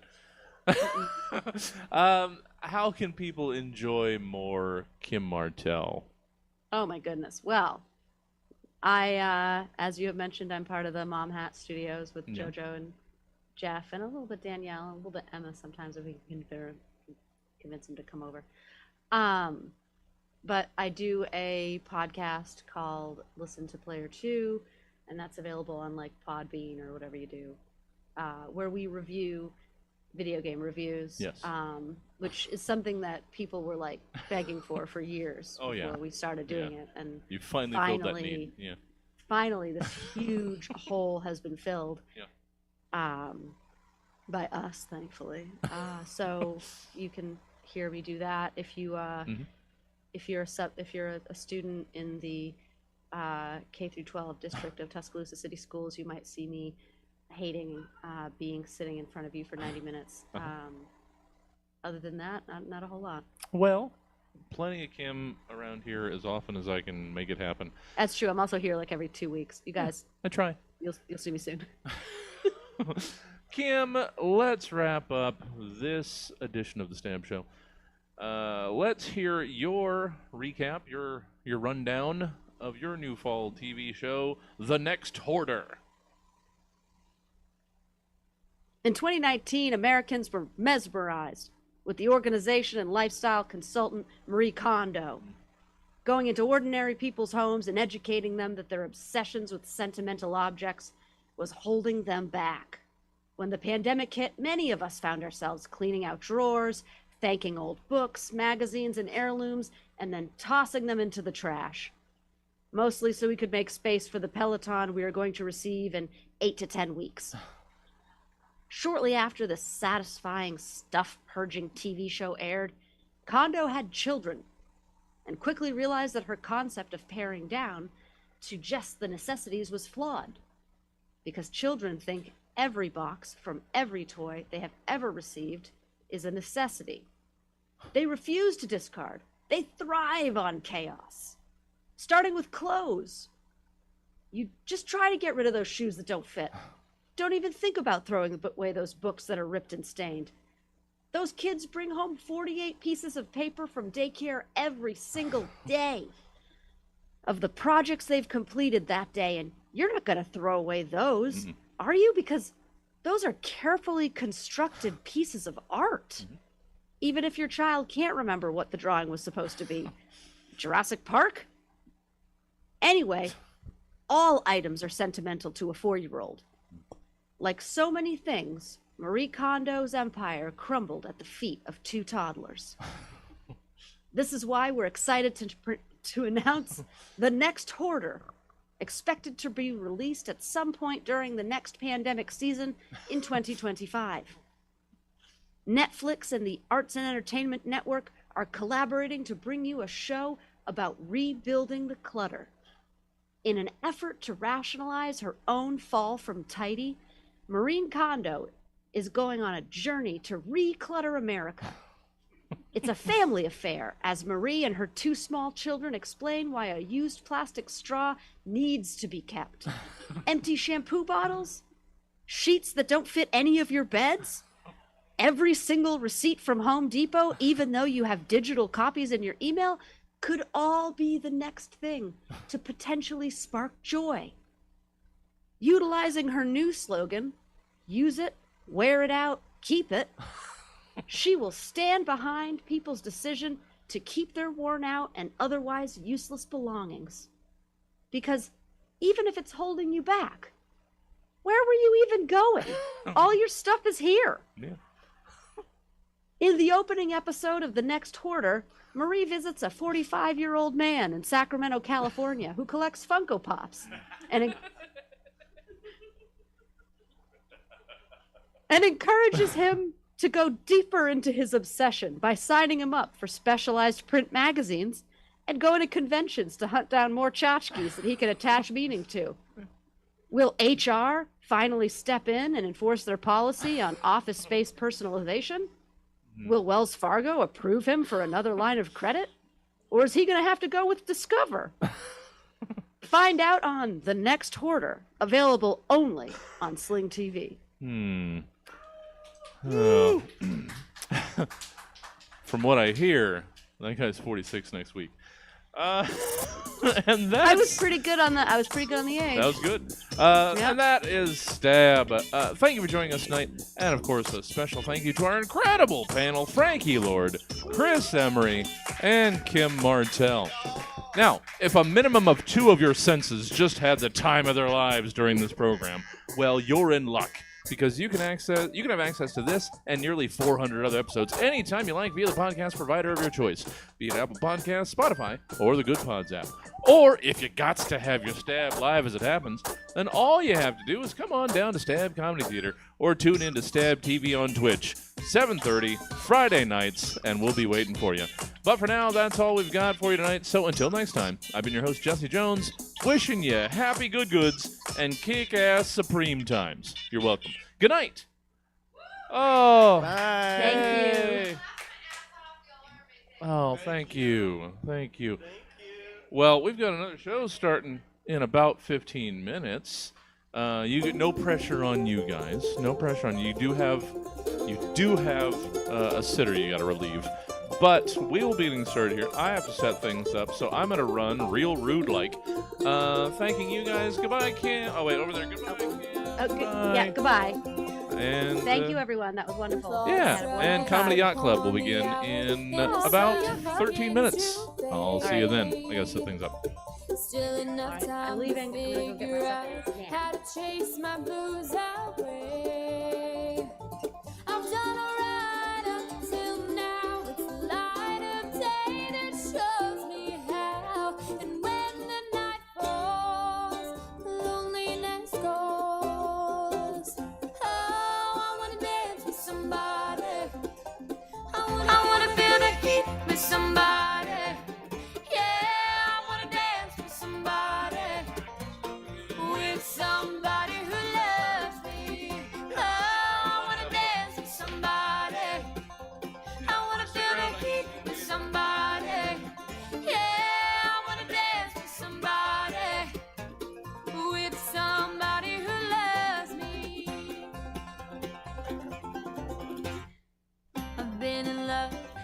lost my senses, spinning through the town. Sooner or later, the fever ends, and I wind up feeling down. I need a man to take a chance on love that burns out enough to last. So when the night falls, my lonely heart calls. Oh, I wanna dance with somebody. I wanna feel the heat with somebody. Yeah, I wanna dance with somebody. With somebody who loves me. Oh, I wanna dance with somebody. I wanna feel the heat with somebody. Yeah, I wanna dance with somebody. With somebody who loves me.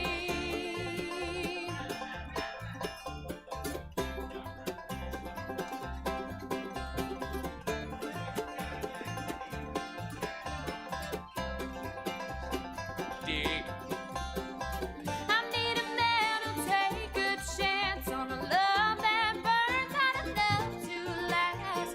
When the night falls, my lonely heart calls.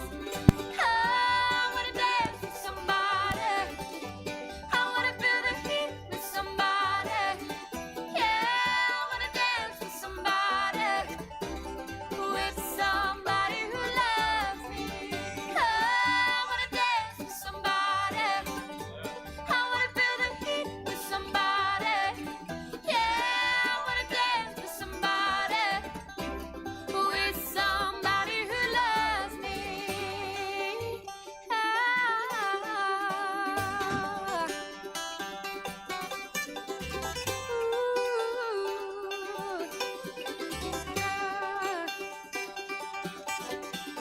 Don't you wanna dance? Don't you wanna dance? Don't you wanna dance? With somebody who loves me.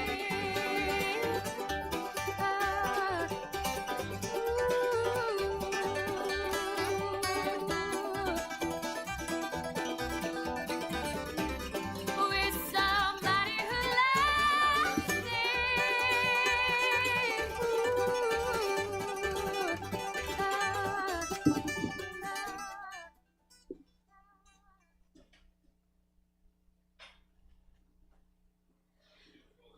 Love can touch us one time and last for a lifetime and never let go till we're gone.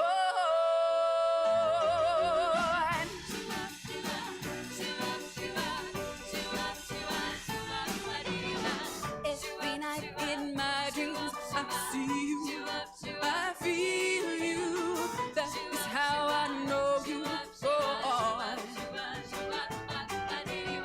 Far across the distance and spaces between us, you have come to show you go on. Near, far, wherever you are, I believe that the heart does go on.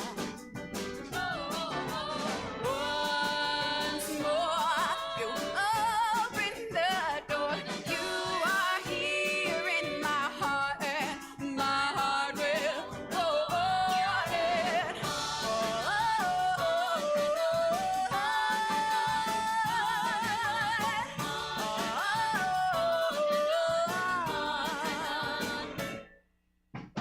love can touch us one time and last for a lifetime and never let go till we're gone. Love was when I loved you one true time. I hold you in my life will always go on and on and on and on. Near, far, wherever you are, you believe that the heart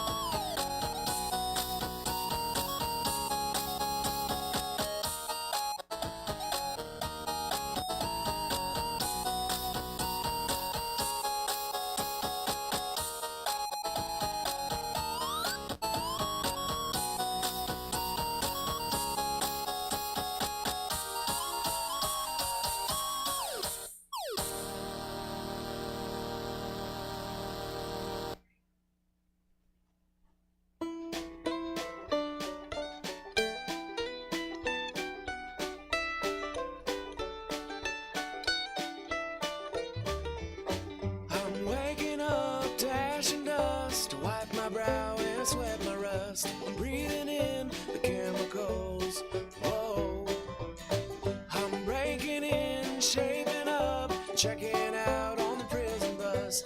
This is it, the apocalypse. Whoa, I'm waking up. I feel it in my bones, enough to make my systems blow. Welcome to the new age, to the new age. Welcome to the new age, to the new age. Whoa, whoa, whoa. I'm radioactive, radioactive. Whoa, whoa, whoa. I'm radioactive, radioactive.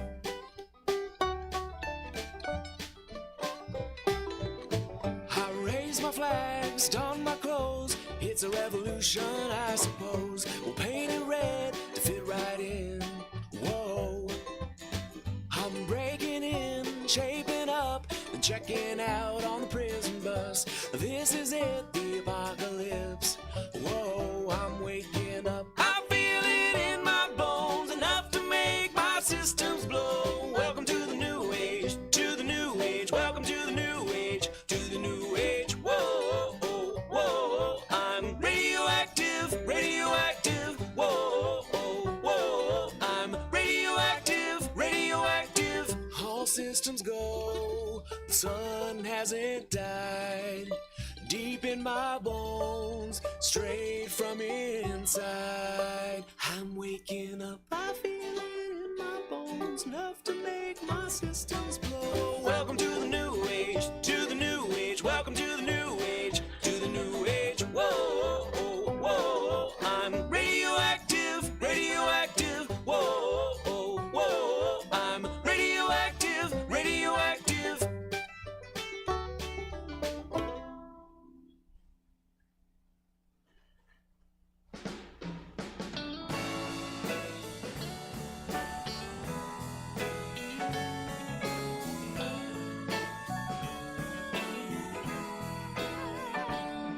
Her name is Noelle.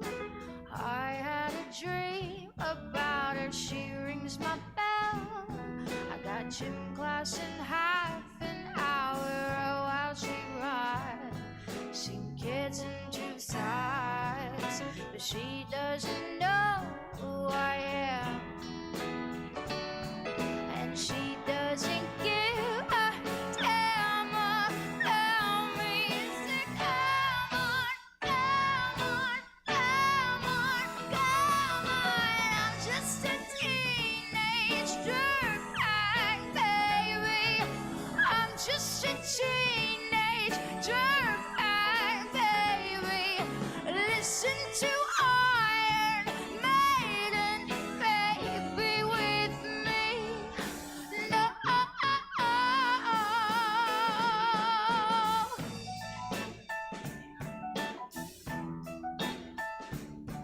Her boyfriend's named Jay. He brings a gun to school and he'd simply kick my ass if he knew the truth. He lives on my block and he drives a night ride, but he doesn't know who I am, and he doesn't give a damn about me. I'm just a teenage dirtbag, baby.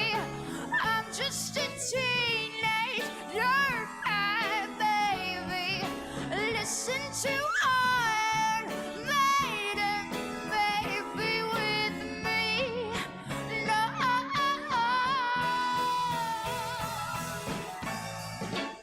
Oh, yeah.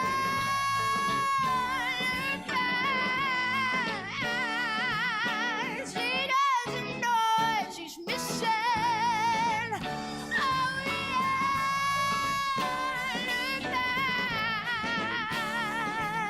She doesn't know what she's missing.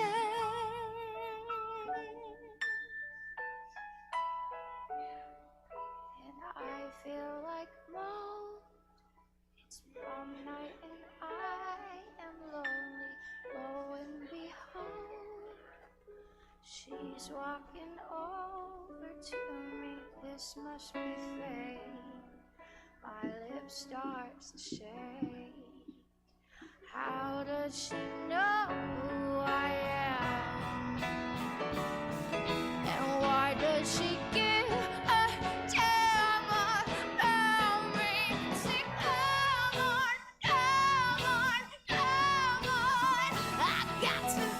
It's too iron maiden, maybe. Come with me Friday. Don't say maybe.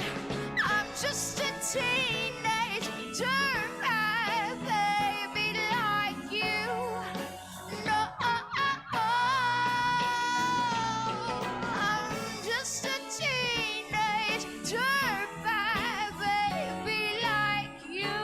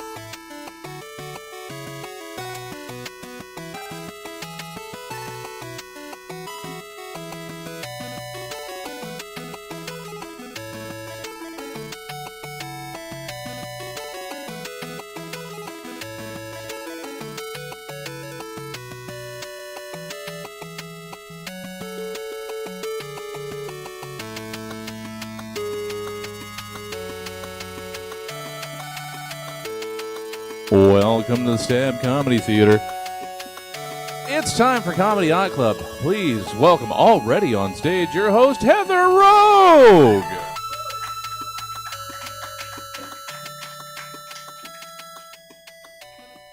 Give it up, everybody. Oh, you just did.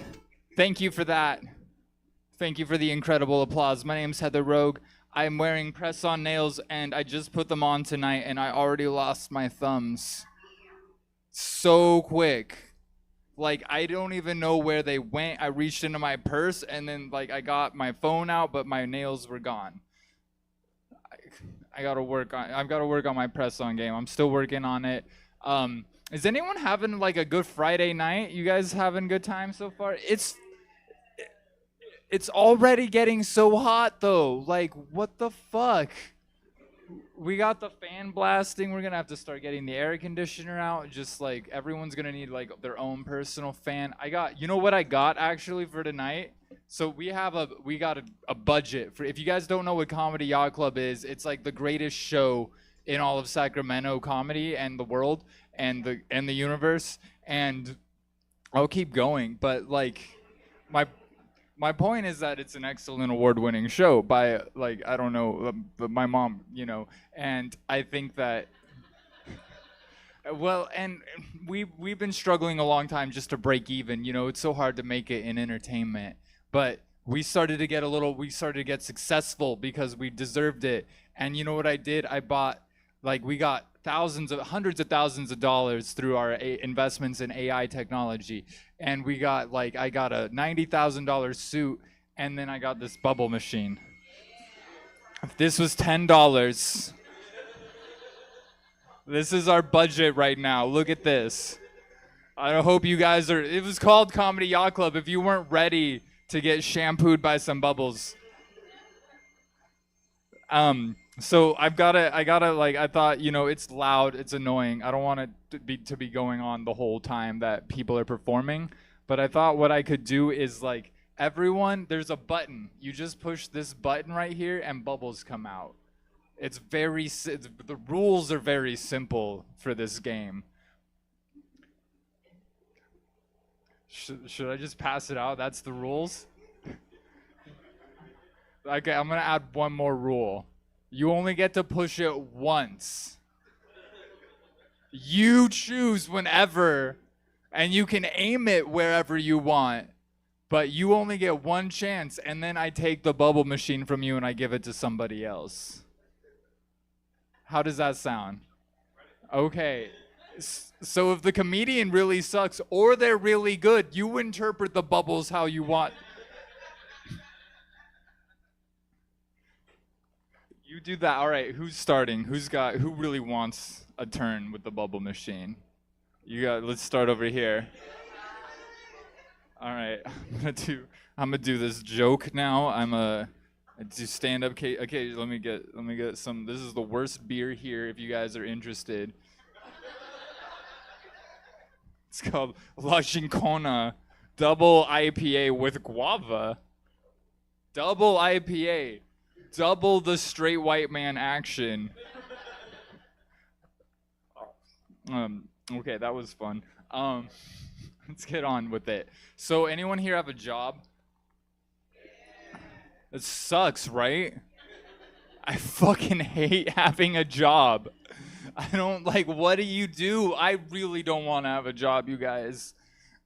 Like, it's so annoying. It was okay when we were working from home because I have mostly a fuck off job. So like, I got like in between answering phone calls, I could just do whatever I wanted. But now we're in the office, which makes it like so painful. Get me out of there. What am I supposed to do? I read 2 books already. I forgot how to read when I transitioned. I remembered how just to survive this freaking job. I can't. They're only bringing me in 2 days a week, right? And then my doppelganger comes in the other 2 days of the week. Like I go in Monday, Wednesday. She goes in Tuesday, Thursday. And they have her assigned to the exact same desk as me. And the reason I call this woman my doppelganger is because she looks absolutely nothing like me, right? No, nothing like me. Like 0%, but she's also transgender. So everyone thinks we're the exact same person. No, I know. I'm learning. It makes me so mad. Not because it's transphobic, but because I'm like way prettier than this bitch. Are you kidding me? I transitioned 7 years ago. I just barely learned how to make my eyebrows look sad instead of angry.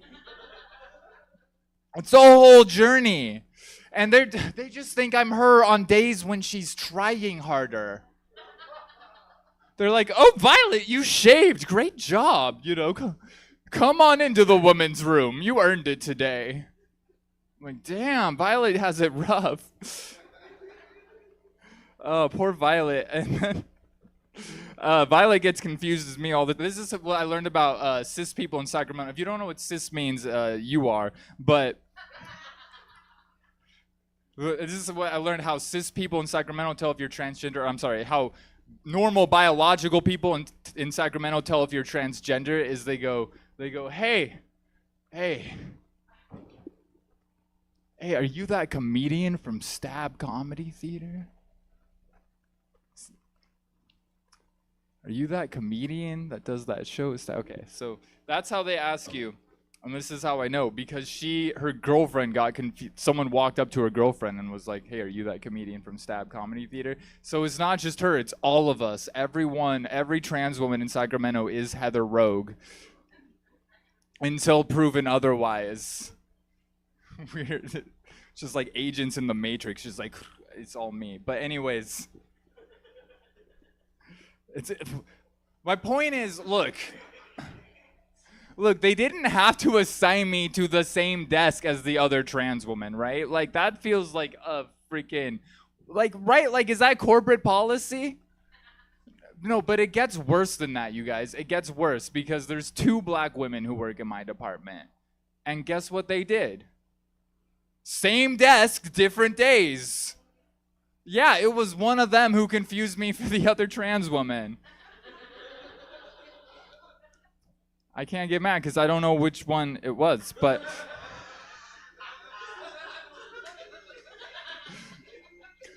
as soon as I figure it out, look, I'm gonna be so mad as soon as I figure it out. I do bond with her, whichever one she is, because I love the bubbles. This is the best idea. I bond with her because our job sucks. Like, they're making us do these self-evaluations. Have you ever had to do a self-evaluate? What the fuck is that? Okay, 5 stars. Like, I don't know. I talk kindly to myself. I don't know what you're expecting from me. I get up every day. I wake up. 5-star. I woke up today. That's 5 stars already. And then on top of that, I came to work. Like, I already was killing it, and then I showed up to work too. You know, my boss is like, we really reserve 5 stars for people who go above and beyond. I'm like, I went to work.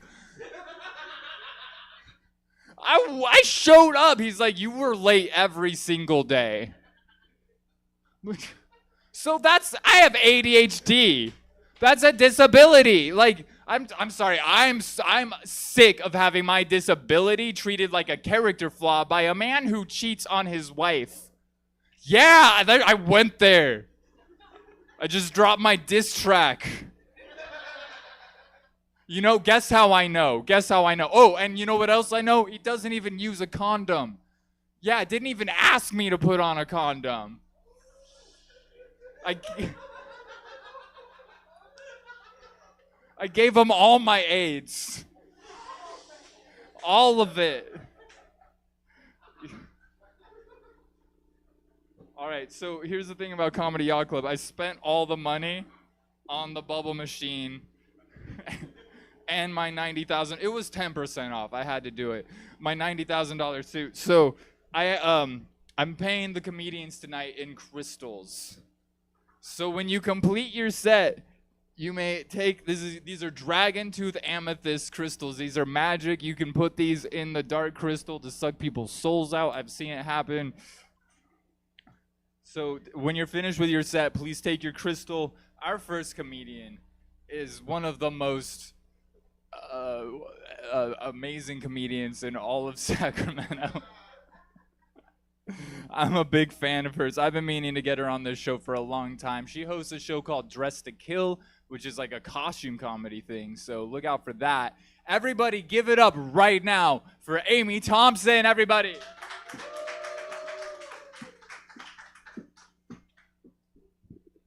Hell yeah.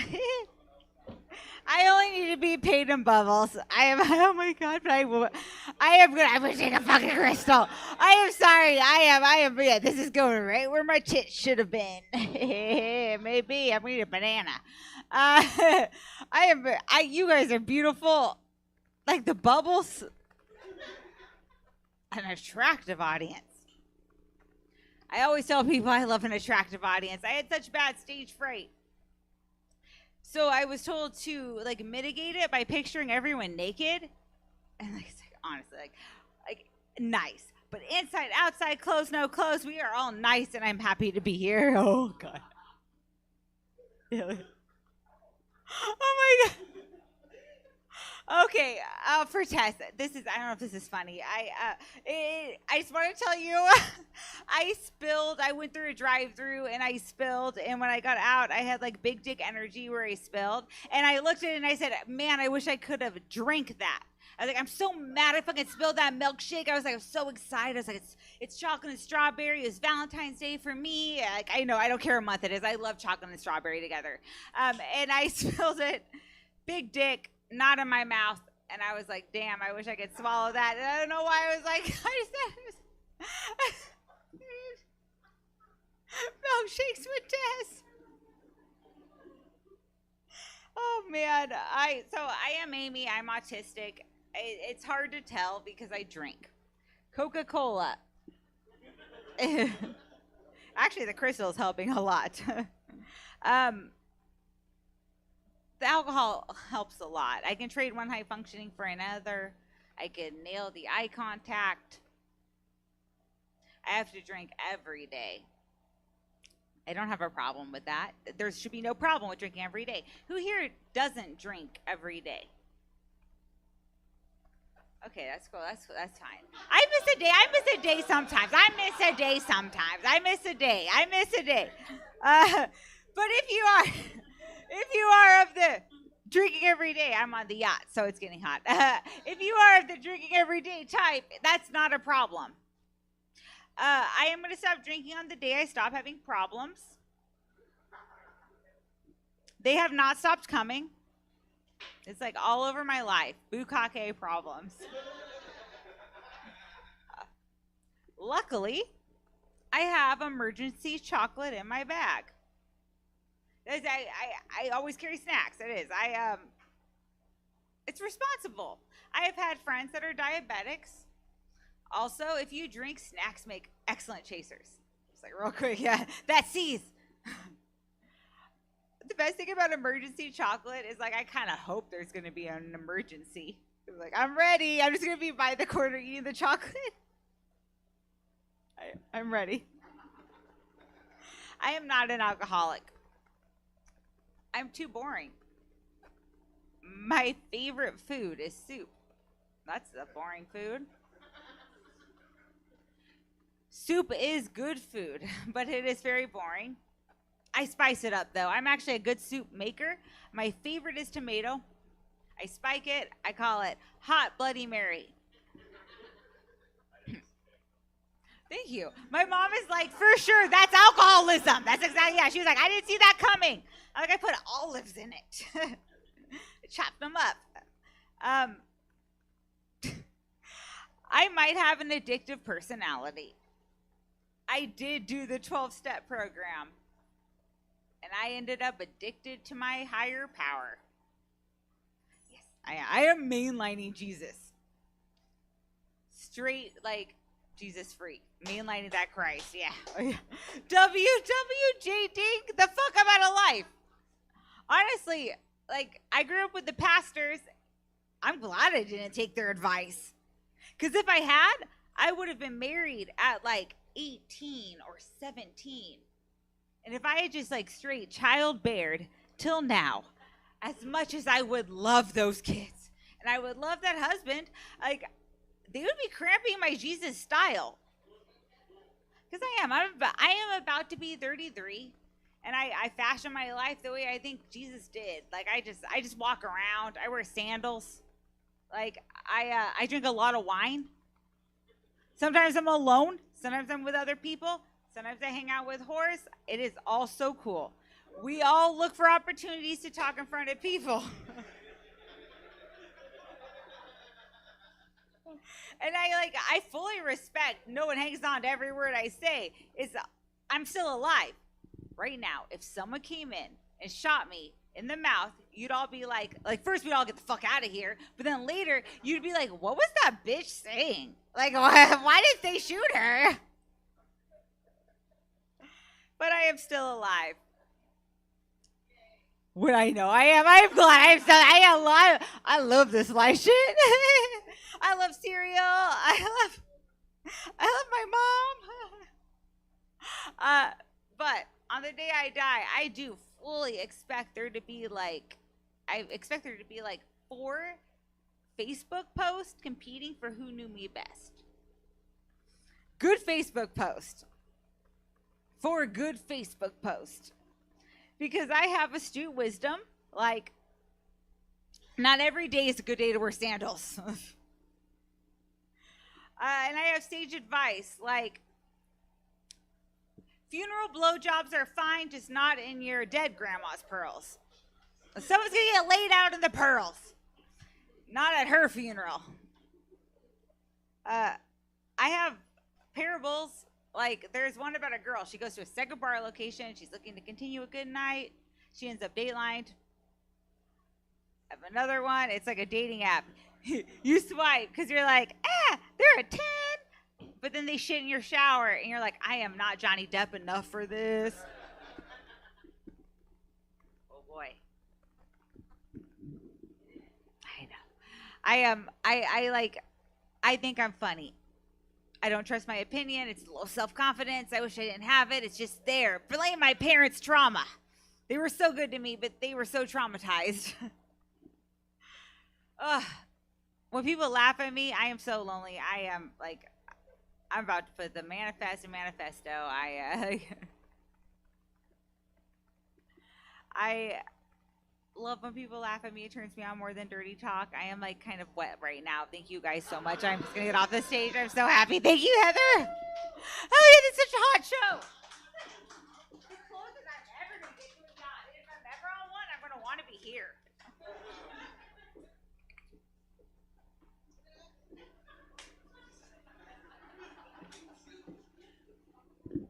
Thanks, Amy. That was very intimate. All right, you guys, I'm just gonna bring up your next comedian. This next comedian, I think he's gonna be really good. Give it up. Give it up for Leslie Birmingham, everybody.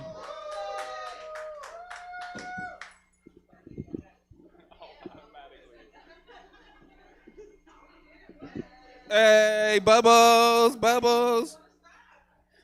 Hey, cause it knows I was up here. See, like we was outside, and she pulled out the bubbles outside, and they just start coming towards us, and it was like, Bubbles, we love Bubbles. Yo, so my name is Leslie. I'm from here. I don't do this often, so I appreciate the opportunity. And let's see, things that we were talking about, because I was not prepared for this. Like I was told yesterday, and it was like, oh, I should think about this. And then I told my friend, like, hey, dog, help me with some jokes. I ain't got nothing. And then he was like, talk about real life. And it's like, all right, real life would be, I hate palm trees. Right? Like everybody think palm trees is tropical. You know, you see pictures of California, they always put palm trees in them. Right? But nobody tells you how to take care of them shits. Right? Or if you got them on your property, what that means for you. What that means for me is at 4 a.m. when I'm about to go to work, and the windstorm just came through. I'm walking up and down the street when it's raining, dragging these bitches back to the house. And you do it one at a time because you try to be bold and be like, I could grab 4 of them and then cut your shit up. And you're like, why do I look like I just got abused or something, dog, for these fucking trees that I don't like? You can't even cut them down. You try to cut them down, they keep growing, right? It's one of the worst things ever. And it's funny because we went to Ventura. I have, shout out, now, I have 2 palm trees at my house and I hate them shits, right? Look at the dog. Now, my bad, I'm a dog person. I love them, they love me. You see, you just came up, it's good. I wasn't tripping. I didn't run in nothing.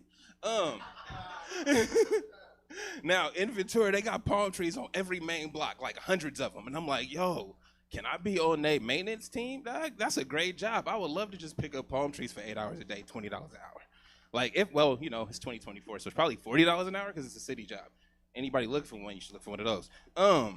Now, other things that I was thinking about were, what did I say I was thinking about?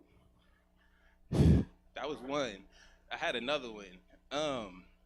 Damn, that was a blank. Now, we was talking about work.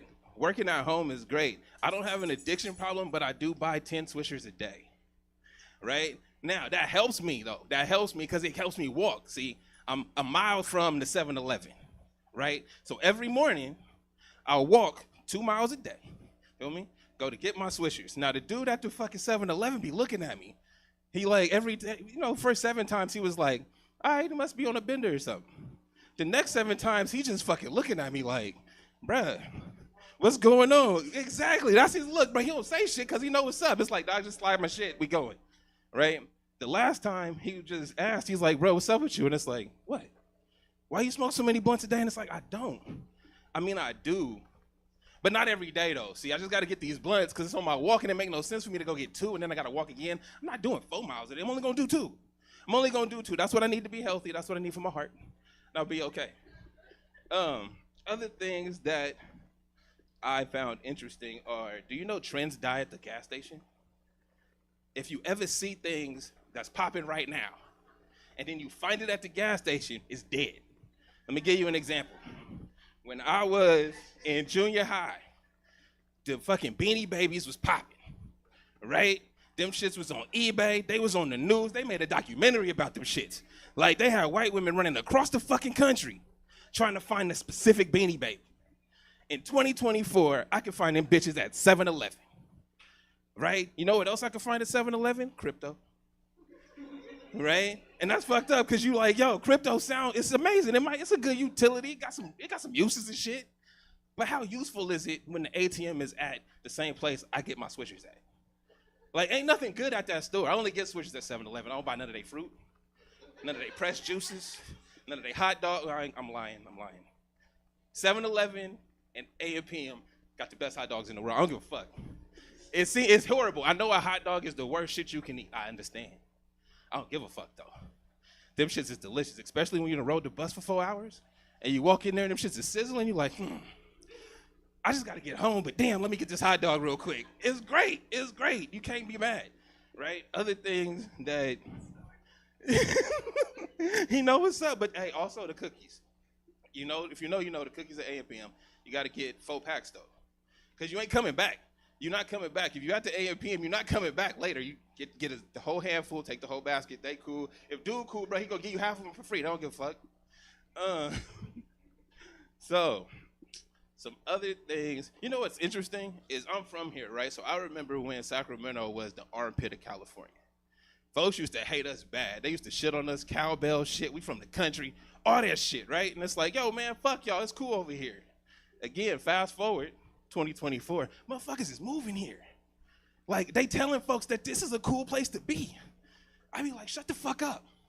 It's been cool, dog. I don't want y'all here. Y'all clogging the streets up, even though they improving shit. Y'all see the sidewalk out there? I ain't been on Broadway in about, 6 months or so. I didn't know they made the sidewalks right. Ask my folks over here, dog. I was excited when I pulled them. I was like, the sidewalks is fixed. Oh, shit. Oh, it's coming up over here. I love it. Oh, my God. So, like, as much as I hate people, like, moving in, clogging up the streets, it's getting bigger and shit, I appreciate the improvements. The next step, though, they got to fix these fucking streets, right? Because ain't nothing worse than having a new car on streets from the 70s. You feel me? Like, yo, what street was I on? I think that was Alta Arden. That's one of the worst fucking streets in the world. Yo, your car feel like it's about to break down and you ain't doing shit but driving. Like, you turn, it's been smooth this whole way, right? You turn right, and it's nigga, what the fuck? Let me. You switch lanes and it's worse. You like, what the fuck is happening? What's wrong with my car? Then you turn left on a regular fucking street, smooth. You like, yo, did I have a rock in the tire? What was it? Then you do it again on the next street. I don't know what the next one is. Watt.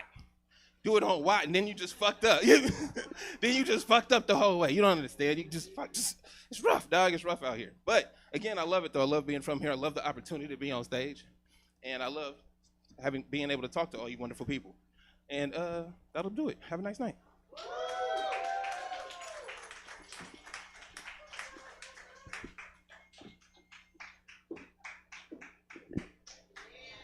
Leslie, you need to take a crystal. Pick out a crystal. Okay. That makes sense based on your set that you would pick that one.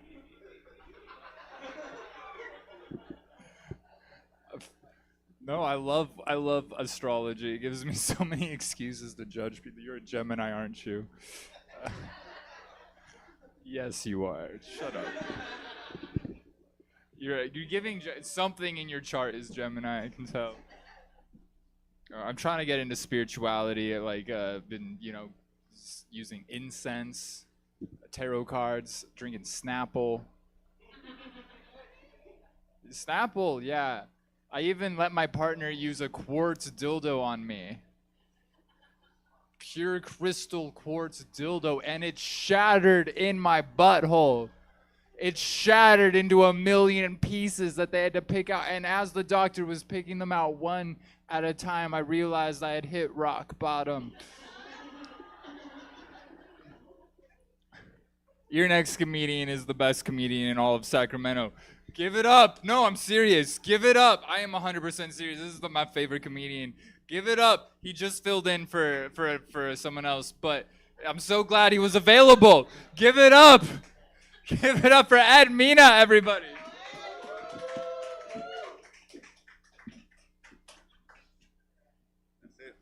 I walked them already. They're leaving. No, I get it. What's up, guys? What's up, everybody? How y'all guys doing? What's up, everybody? How y'all doing? All right? We got all these beautiful. Oh shit, we got Harry Potter in the Chamber of Commerce. How's it going, bro?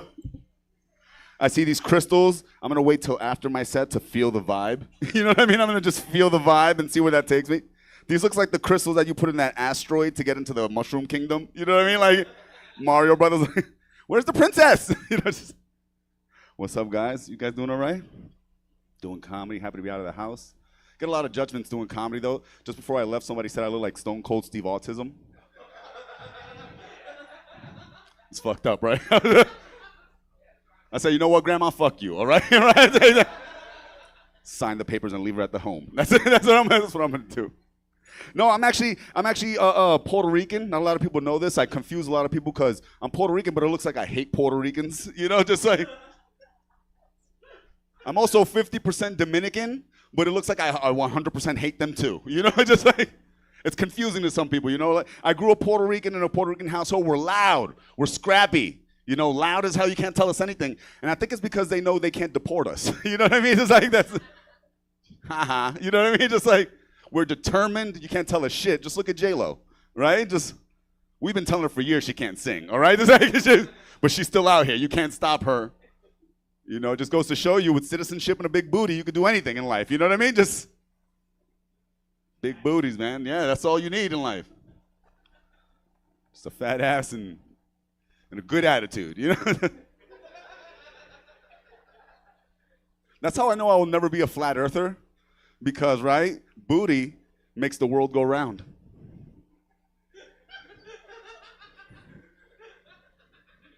That's bars. That's bars. Xanax bars. I always confuse people. Got the West Side Story vest. It doesn't help, right? When I tell people I'm Puerto Rican, like, what the fuck you wearing that for? Put the West Side Story. You know West Side Story? You guys heard of the most un-Puerto Rican movie about Puerto Ricans, right? I want to live in America. We don't fucking sound like that, you know? I am in America, Puerto Rico, we're there. I want to live in America. Like, the only Puerto Rican thing in that movie was the stabbings, you know? But that's all Latinos. That's all Latinos, you know what I mean? We will poke you, all right? Fuck out of here. I love being Puerto Rican, though. I got into this argument with a racist online, right? Because, you know, Facebook is crazy. The internet is crazy. And he's like, if you don't like it in this country, you can go back to your own country, you fucking funky bean drop. Feel that, right? Feel that. Let's feel that together. We're here, right? Funky, couple things, right? Couple things, let's talk about it. Right? Puerto Rico is United States, so I am home. Ta-da, right? That takes care of that argument. If you're going to be racist, look at a fucking map. You know what I mean? Just like... I think I'm more of a geography Nazi than the guy is a real Nazi. You know, that's just look at a map, you know? And another thing is, like, I give his ignorance creative points because a funky bean drop sounds like a delicious soup from Whole Foods, right? Like, let me get 2 funky bean drops, please. Yeah, no spoon, I'm drinking it, that's it. That's it, I'm drinking it, you know? And if we're talking food, you know, like, because, you know, if you think about it, like, white people, you know, racists like to use food against us. He essentially called me a beaner, right? Funky bean. But if you think about it, beans, we're chock full of vitamins and minerals, right? We're full of fiber and protein. I'll make you strong enough to break wind. You know what I mean? Just like, and if he's food, what is he? You know, just a cracker. You know what I mean? And we all know that they're just salty as hell. You know what I mean? That's it. Just mad because you can't tan like I do. You know what I mean? Just fucker.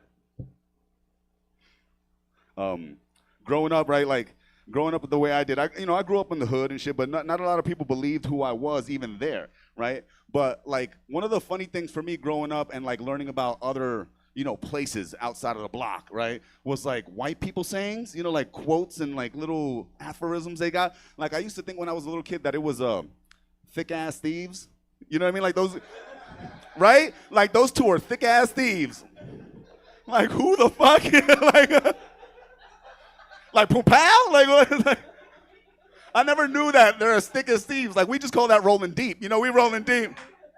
Thick ass thieves. Like, imagine you at home, you sleeping and shit, and you hear like a noise in your living room. Like, who the fuck is that? You come out of your bedroom like with a fucking bang. You're like, you look around the fucking corner, and the motherfucker look like Meg the Stallion from behind. You're like, damn. You can keep it. Keep that. Keep that. You know, just like. Pow, what are you trying to steal, my heart? You know, this like, booty makes the world go round. You can have it. Keep the PS5. I'll get another one. Just go slow. You know, just like, thick-ass thieves. Let's undress the elephant in the room. That's what I used to think it was. Instead of let's undress the elephant in the room. What are we doing to this elephant? Leave him alone. He's like, just like, stop. He's just trying to rip off its panties. Like, get fuck out of here. Oh, man. Another thing about me, I didn't know that my dad sold crack for a long time. Yeah. I'm 42, and I didn't find out until I was 35. I'm stupid. That's what it is. I'm just like I remember like being a little kid at his house, and because like my mom and him divorced, after a while, and I would go over on the weekends, and my stepmom at the time would give me a plate of food to bring upstairs to the neighbor's house. That's where he was, and I would go in, and there'd be like a table of what I thought were just like transparent Legos, right? Just like they had the red on them, right? Like this had some in them. I went to go touch. No, don't touch that. Like what the hell is that? Didn't know. I just knew that he always had money, even though he was like a mechanic. He was an immigrant from DR, all right? How could he buy me Super Mario Brothers 3? I don't know. He did it. I loved it. Drug money wins. And I was at home, right, at 35, getting ready for bed. Oh, wash my ass, brush my teeth. And now you're in bed.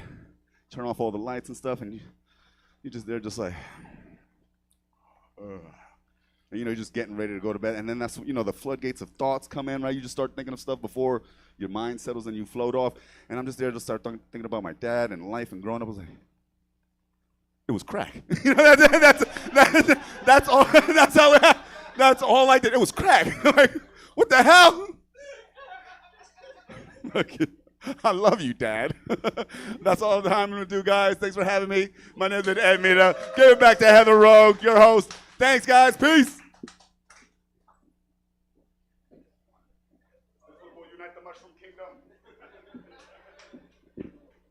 That one is the one for the Mushroom Kingdom.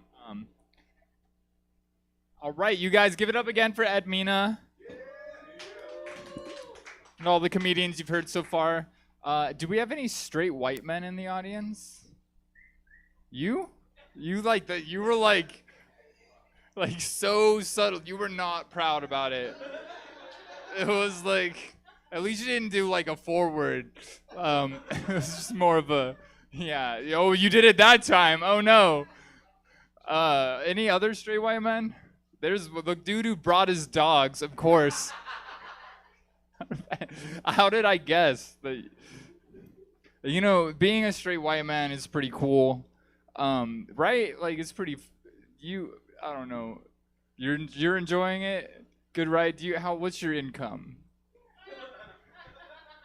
Is it 6 figures even? You didn't make it. You did like all of the advantages. I loved being a straight white man. So many advantages, but you didn't get to look cute. You don't get to dress cute, right? Like, you don't even get to wear jewelry when you're white, right? Like, you wear, like, waterproof watches and shit like that. It doesn't make any fucking sense. So I like looking cute, but people get mad about it. They're like, you're betraying the white race. It's like, dude, it's just like a fucking onesie. Like, it's not a big deal. Anyways, I just had to throw that one out there. Your next comedian, my favorite comedian of all time. You ready? Your dog's ready? Okay. Give it up for the amazing, the incredible, the beautiful Tess Tickles, everybody!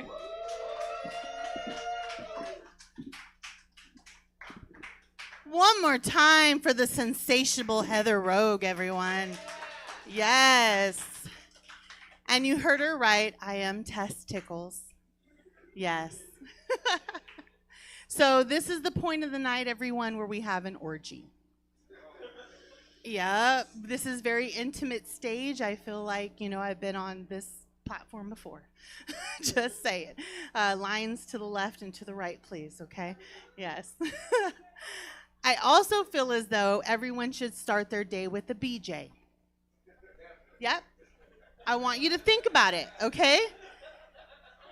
It's 1 sausage, 2 nuts, and a protein shot. It's a breakfast of champion. I've recently lost 20 pounds on that natural regimen. Just saying. Just saying. I'm also going to weigh in here on how I prefer my dick served to me, right? Clean or dirty?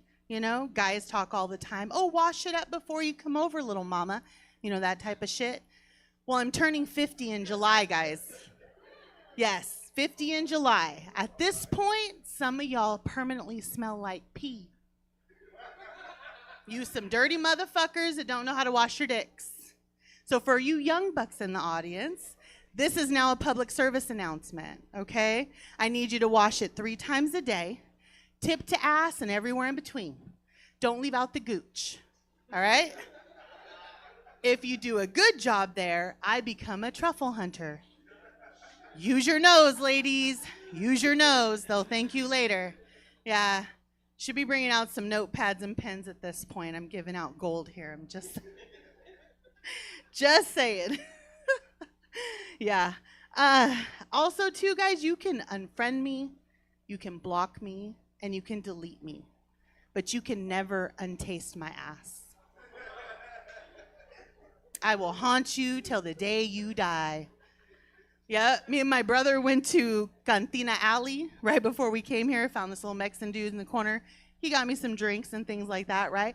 So I told him, I said, oh, do you go to Pantera? You know, that dun dun dun dun dun dun club, you know what I'm saying?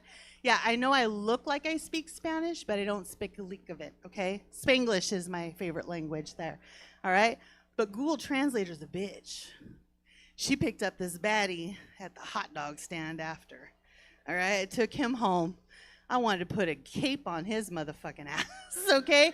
I know I'm not the only one that gets excited when you see the golden wrapper come out the pocket or the wallet. You know what I'm saying? You feel like Willy Wonka in a motherfucking chocolate factory, all right? Like, I got a golden ticket. I know how to pick. I'm just saying, you know what I mean? Don't underestimate Google Translator. I'm just saying.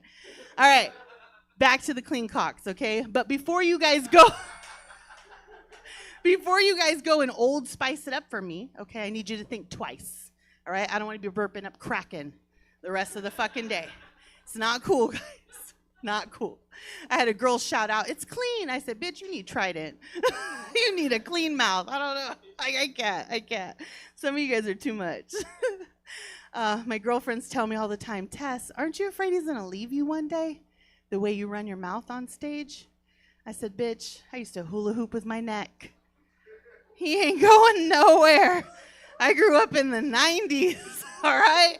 I may have some girlfriends that took up hula hoop classes recently. Don't judge them, judge your mama. Just saying. Just saying. I'm also going to rewire the brain on what you guys think about tattoos, right? You see a girl with a teardrop tattoo. Don't think bad choices, red flags, gang-related, you know? Maybe it's a badge of honor for her gag reflexes. Just saying, I've thought about getting one or two. That new song, Make Me Water. That's what they're talking about, bitch. That's what they're talking about. Yeah, my 11-year-old gets in the car singing that shit, top of his lungs. Make me water. I'm that mom that will burst. Where's the bubble machine? Those motherfucking bubbles, okay? For you, all right? So you don't fucking get in that position. I said, son, do you know what they're talking about? He was like, no. And I told him, he said, oh my God, I'm never singing that song again. Never gonna sing that song again. All right, he got in the car the other day. This is another one, okay? Wearing gray sweatpants. Tells me, I heard girls like gray sweatpants. I said, son, let me tell you why. He said, oh my God, oh my God, oh my God, oh my God. Like, I totally burst those bubbles, okay? You're not gonna be that naive motherfucker in gray sweatpants. Make me water. No P. Diddy situations. No P. Diddy situations for my son, okay? Not gonna happen. So the next day he's getting dressed, right? And he's got all gray sweats. He's like, it's all I packed. A for effort, kid. A for effort. He's 11, like I said. And has me as a mom, so yeah. I also like that you ladies are bringing back the mega lashes. You know what I mean? Yeah. They were big back in Prohibition. For the prostitutes, yeah, they had a lot of business back then. But they were called cum umbrellas. All right? So I love it that you ladies are taking the bukkake to the face. Little known secret, all right? This is Dove and bukkake 3 times a week. And I'm gonna be 50 in July, bitch. Let it stay on until it gets tacky and then wash it off. Another God's natural beauty. Just say it. Also, too, I've started to tell guys I'm a squirter, even though I'm not. Be smarter, let them work harder.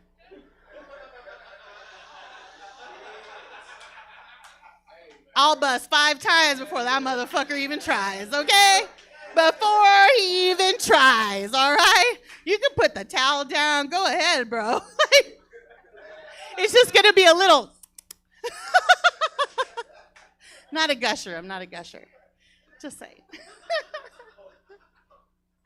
Also, too, guys, if you're going to send me a dick pic, please be original. At this point, I've seen it all. All right? So I need a little angle. I need a little foot up. All right? Give me some gooch.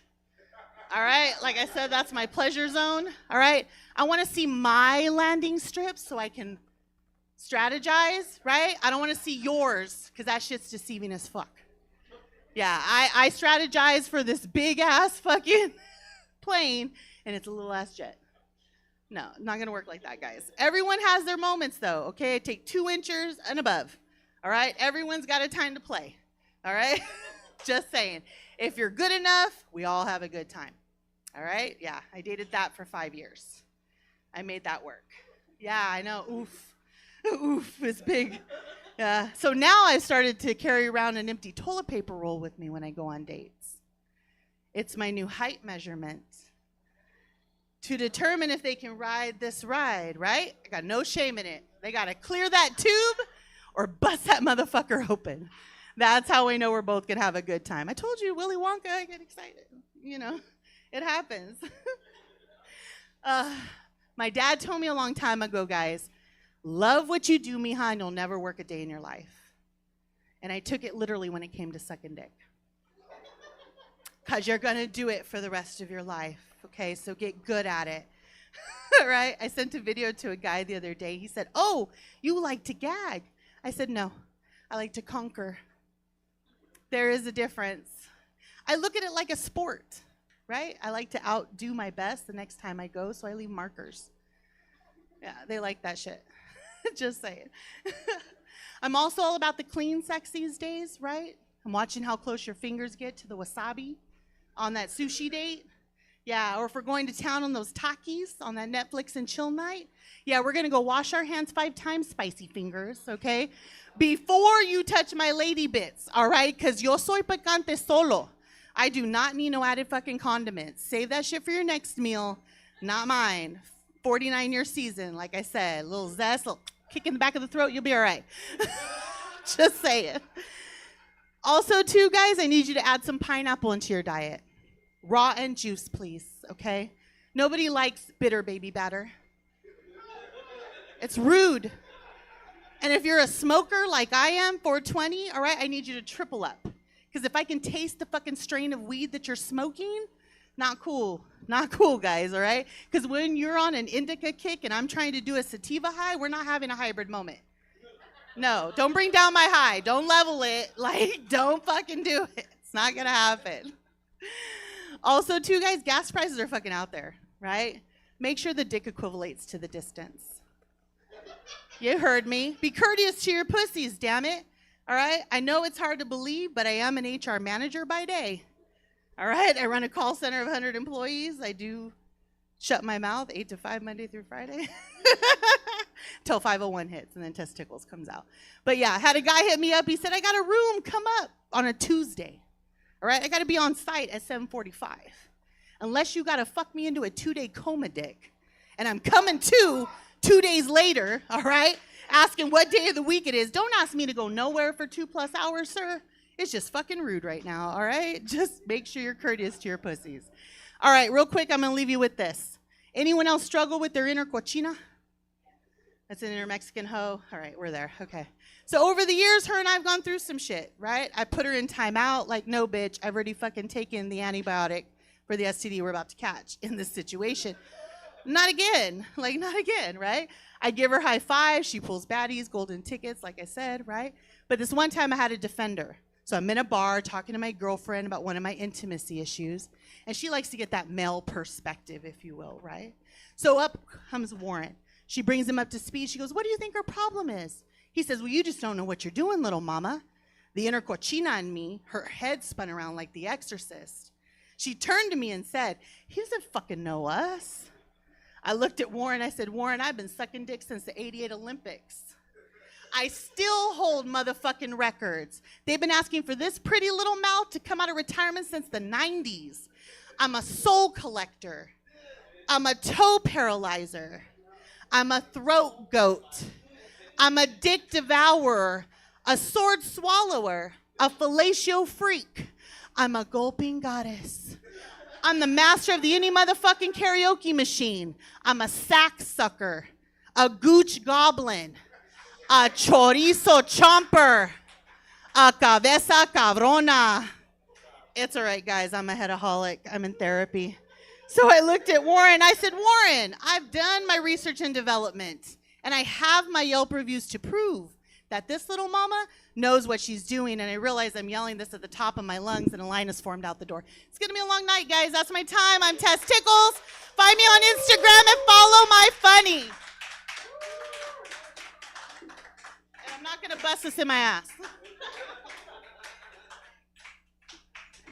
Show off. I'm not gonna crack a rock in my butt. Whatever. Think you're so special. We have one more comedian. Can you turn the button on the thing? There's a button on it. It should be easy to find. Yes. We're filling the world with bubbles. There they come. There they come. Thank you. We have one more comedian for you guys, and then I'm going to let you out of this hot fucking room. Yeah, but get ready, because there's bubbles. And it's a great night, and we're having a great night. At the end of humanity, everyone's going to die someday. This moment exists only for itself. Remember that. Give it up for your final comedian of the night. He got impaled by a fence. Ethan Albers, everybody. Heather Rogier, yeah, or is it Rogue now? It's Rogue. Oh, sweet. Is it crystal meth? What is it? Oh, no, it's a crystal. I thought I was going to have some fucking fun, dude. I thought I was going to have some fun. I was like, y'all want to smoke meth and make fucking crime, dude? Let's do it. All right. What's going on? This room's fucking wild, dude. We got bubbles and fucking dogs, dude. It has everything, dude. I'm into it. We got a hot 50-year-old talking about how she's fucking good at sucking dick, dude. This place is wild, dude. This is wild. I love it.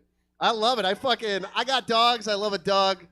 I got a dog. I got a pit bull. She's a conservative, though. I got a conservative dog. I'm not even joking. My dog's conservative, man. I got her as a puppy. I caught her, like, in the pandemic, watching in her dog bed with my phone, watching an Alex Jones video. It's like, they're turning the freaking frogs gay. And I'm like, bad dog. Bad dog. Don't be a conservative. No. Yeah, man. It's a wild time. Wild time we're living in, man. What do you guys think? You think Trump's gonna get elected? You think he's gonna win? Fuck, dude. Come on. That's not nuts. January 6th, that was some crazy shit, right? Remember watching that on TV? Remember watching January 6th? I remember where I was. I remember sitting at home watching TV. Watching my dog storm the Capitol. I'm like, that's a bad dog! Bad dog! No! Stay off Nancy Pelosi's desk. That's a bad dog. Conservative dog. Damn it. Oh, man. I'm not from Sacramento. I love it here. I love Sacramento. I'm from Oregon. I'm from Portland. You guys knew that, right? You could just guess that. I'm a white guy with an ironic hat up here with a beard. They're like, he's from Oregon. That's where he's from. And if he's not, he should be. Okay, that's where. Yeah, I'm from there. I love it here, man. Sacramento's great. I've been here about 6 years. Y'all are proud of some weird shit. Like the pride, like your civic pride, like a weird shit. Like I found out recently I live next to the murder house. See, you fucking guys go, huh? You guys fucking prop your head up like you're a fucking prairie dog and there's a predator. That's what you fucking. In case you don't know, there was this woman in the 80s. Her name was Dorothea Puentes. She was taking in older homeless people, cashing their Social Security checks, killing them, and burying them in the backyard. I know, sweet racket, right? That's a job that keeps paying. I'm just saying. Yeah, you know what? I found out I live next to that murder house. from a documentary. I was just like online Googling shit. I was online, it's like Sacramento serial killer. I'm like, ooh, this is interesting. No shit, hand to God. This is how close I am to the murder house. I'm in the documentary, guys. Like the B-roll driving by, you know, they're trying to film because the story's not that involved. It's literally, I remember the day I'm looking out the window and I'm eating spaghetti. And I'm like, what's that camera? Blah, blah, blah. So I'm on camera eating spaghetti. Blah, blah, blah, blah. Oh, what's that? Sacramento, man, it's a weird time. I love it here. It reminds me a lot of Portland in a way that it is very much a second-rate city. I mean that with all the love, but it's in the shadow of another major city when I mean that. I mean, Portland's always been in the shadow of Seattle. Sacramento's always going to be in the shadow of San Francisco. It's never going to change. So we have to work harder, but sometimes you experience stuff and you're like, man, we could fucking do better. Come on, Sac. You're really doing a second city, really kind of. And I had one of those the other night. I was actually walking home from a show, and I was coming underneath right here in the 50, and there's some unhoused people sleeping on the sidewalk. So I'm like walking out in the street, and the shopping cart gets shoved out in front of me, and I've been drinking, so I'm gonna let him merge. I'm like, I'll let the fucking guy merge or whatever. I'll let him do what he's doing. And then there's no one. So then I walk a couple more feet, and I hear, empty out your pockets. And I'm like looking around and there's no one. I'm like, where the fuck is that coming from? And then I hear, empty out your pockets. I'm like, where the fuck? And then that's why I noticed there was a man laying on his back in a tent, holding up a kitchen knife, going, empty out your pockets. And hand to God, my response was, no. Okay? And his response back was, well, have a good night then. That's it? That's what you got, Sacramento? Really? That's what you got? That's what you got? That's the laziest robbery I've ever experienced, okay? I lived in a Tenderloin for years in San Francisco. That shit is lazy, dude. And it had to have worked. It had to have worked. He probably had a hard day. His wife's riding his ass, You got to go rob more, honey. You got to go rob more, honey. He's like, my feet hurt. No, I can't do it, baby. And he's laying home. Some white girl comes running by feeling safe at like 8 o'clock at night. Comes running by. And he goes, empty out your pocket, all nonchalant. She goes, throws like an iPhone and $10,000 at him or something. I'm onto something, baby. My feet are going to heal. They're going to heal. Got a little sad there towards the end, but that's how I like my stand-up. Yeah, it's fun. Anybody have a friend in here that they shouldn't have? No, I'm not saying like a 12-year-old. Like, no, not like creepy. Like, I'm 40 and I'm friends with a 12-year-old. No, but... No, yeah. No, you're like, I mean a friend that you should have cut out of your life like long ago. Oh, him, that motherfucker. Every point's of some motherfucker, right? Yeah. I think you need those people. I think sometimes you need people like that in your life. You need people like that. Because sometimes you need the people that emotionally support you and be there, but then you need the people that, hey, you got fucking time wrapped up in it, dude. You need to see how this shit fucking ends, right? I got time. My buddy Matt, I've known most of my life. My buddy Matt's that guy. I have cut Matt out of my life probably 10 times. And every single time he's like the Godfather. He finds a way to pull me back in, okay? And the final time Matt pulled me back in, I was like, okay, I got to be there, was when I was still living in Portland, and he lived 2 blocks up from me in a little duplex, okay? And he shows up very drunk to my house at noon and goes, we're getting a free alligator. And I'm like, never leave me, Matt. Never leave me. And he's like, we're getting, I'm like, where? And he's like, Craigslist, we got to go now. She's holding it. And I'm like, what? An alligator. So I get in a car. And in case you don't know anything about Portland, it's a bunch of motherfuckers that look like me on tall bikes. You go 15 minutes any direction, it's just poor white people. It is hilarious. It's just, I'm poor and I live in a trailer. Like, it's hilarious. Anyways, so guess where the alligator is? In a very poor rural part of Oregon. So I'm driving him there, and I've bought a lot of shit on Craigslist. I've gotten a lot of cars. I'm the king of the $500 car. And I'm like, fucking, I ain't taking away no fucking lemon alligator here, dude. I'm going to make sure it's like, I'm going over a checklist. I'm like, does it have fun? Is it slimy? I don't know if alligators are slimy, but it better be slimy. And I'm like, is it scaly? Better be fucking scaly, motherfucker. It's an alligator. I don't know anything. I'm an idiot. So I show up there thinking I'm like just going to kick the tires on this fucking alligator, you know? Instead, this woman comes running out of a trailer, goes, here, take it, and just passes it off like it's a fucking running a scrimmage in a football. And next thing you know, I'm holding a 3-foot alligator, and I'm looking at Matt, my buddy Matt, and I'm like, I'm going to fucking kill you, motherfucker. And then it dawns on me for a second. I go, oh, wait, Matt is going to, dude, we live in Portland. Women in Portland are into weird shit. Matt is going to get so much pussy with this alligator in Portland. He's just going to be walking down the street like a dog, and women are like, oh, you're different. Sucking his fucking dick and shit. So we pick it up, we put it in the back of my Volvo wagon, I start driving him home. And then the first question dawns, I was like, where the fuck is this thing going to live, dude? And he goes, don't worry about it. I figured it out. It's going to live in my garage. I'm like next to your Bowflex and shit? He goes, yeah, next to my Bowflex.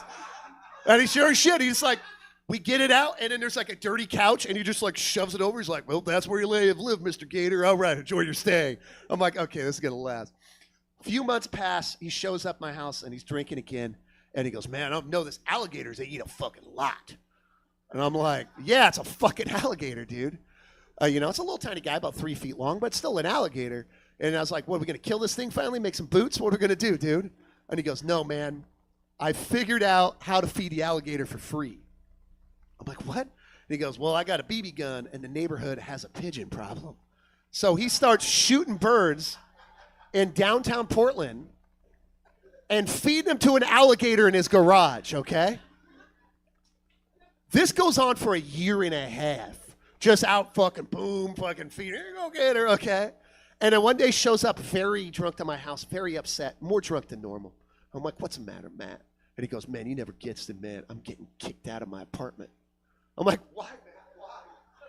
And he goes, well, landlord came in because the hot water heater was leaking into the unit next door. Alligator attack landlord, okay? I'm like, fuck, yeah. But here's the thing, I'm like, we're going to get rid of it? And he goes, no.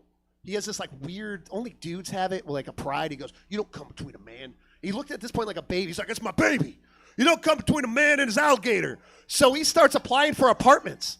And under Pat, guess what he writes? Alligator. How many apartments do you think he got?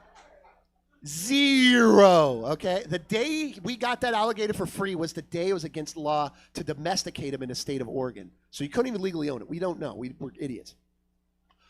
So finally he has to buckle down and get a regular apartment, okay? Because he's getting evicted. And he shows up and he goes, I got to get rid of it. And I'm like, we're going to fucking boots, dude. Let's do it. Let's do it right now. And he goes, don't worry about it. I'm going to get rid of it. A few days later, he goes, hey, man, I took care of it. I returned it back to its natural habitat. We're in fucking Portland, dude. Did you fly to Florida? Where did you go, dude? Did you go to Disneyland on your way out there? What'd you do? And I thought I'd never know the end of it, okay?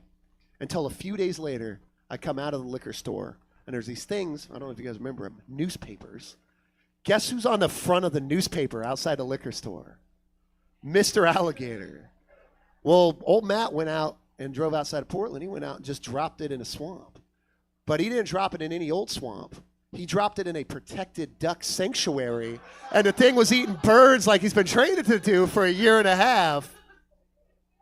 $10,000 reward to lead to the arrest and prosecution of my buddy Matt. What did I do, guys? What did I do? I didn't, man. You know why? Because I got to see how this shit fucking ends, dude. It's an alligator now. This guy's going to go to fucking space with, like, junkyard parts. People like that you keep. Did you like me? Okay. Do I got a minute, too? Okay. We could get a ditty. We could, I'll do one more. We'll do, yeah, not Diddy. No, not P. Diddy, yeah. Yeah, not Diddy, not like that. We'll do one more. I'll do one more. I'm a collector of people. Not like a fucking creepy, I got heads in my basement way. No, what I mean like that is like, my least favorite person is 25 years old, and they're like, me, I got my life figured out. Get out of here. My favorite type of person is the type of person who's 50 and starts every January 1st was, this is a year I get my shit together, man. Those are my favorite types of people. They're like, I'm going to open up a savings account this year. I was like, you're 48 years old, dude. Like, those are my favorite people. We're going to be friends. Most interesting person I've met is my buddy Ron. My buddy Ron grew up in New York, okay, New York City. He moved to Portland, Oregon. Okay, he left New York because after 9/11, this is his example. He goes, after 9/11, man, just wasn't weird anymore. And I'm like, what do those terrorists take? So he moved from rock bands. He helped form the Goo Goo Dolls. I looked at this guy as a musician, and he moved from New York City to outside of Portland, Oregon to raise horses for drill. And in case you don't know what drill horsing is, it's a very fun thing to watch high. It's horses essentially dancing in sequence. They're fucking amazing. It's amazing to do that. But I looked up to this guy. I'm valeting cars with this guy at 21. He's 50 valeting cars with me. He's like, dude, it's cool, man. We're getting paid to drive cars. I'm like, I feel like you should have more life together. Anyways, he invites me up to his place to go ride horses. And I take him up on that. And I drive up outside of Portland. And I eventually get up there, and I'm freaking out because I'm a city kid. I've never been near a horse. Okay, and I get there, and I go, man, what are you, he's like, don't freak out. He's like, they're very loving animals. And he goes, okay, you're riding Jim Beam. I'm riding Harley Davidson. He's like, and we get on there, and we start walking around a pasture. And he goes, you got this? And I'm like, yeah, cool, man. I'm like, I'm a cowboy, pew, pew. Yeah, I got this, man. I can ride a horse. He goes, cool, we're riding to the bar. And I'm like, what? We're riding to the bar? So we ride through this little tiny town in Washington State to this little bar, okay? And I'm like, cool, man. We rode through the little town. And we get off, and I remember dismount, I think was the term. And then we go, and I remember we had to bike lock the horses. You still bike lock shit because people steal horses. So we're about ready to go in the bar after bike locking these fucking horses down. And then literally he goes, hey, don't freak out. The bartender's kind of a celebrity. And I'm like, kind of a celebrity? He's like, it's Tanya Harding. And I go, Tanya Harding as in the ex-professional figure skater who got banned for attacking Nancy Kerrigan? Yeah, guess what? I walk in there. Guess who's bartending? Tanya fucking Harding, guys. You know what happens when you get banned from professional figure skating? You wind up a bartender in the middle of nowhere, okay? And she has a thing for Richard. So we're belly up, and she's fucking making drinks and stuff. And she keeps going, play me a song, Richard. Play me a song. Play me a song. I'm like, what? And he goes, no, baby, no, baby. She keeps just begging him.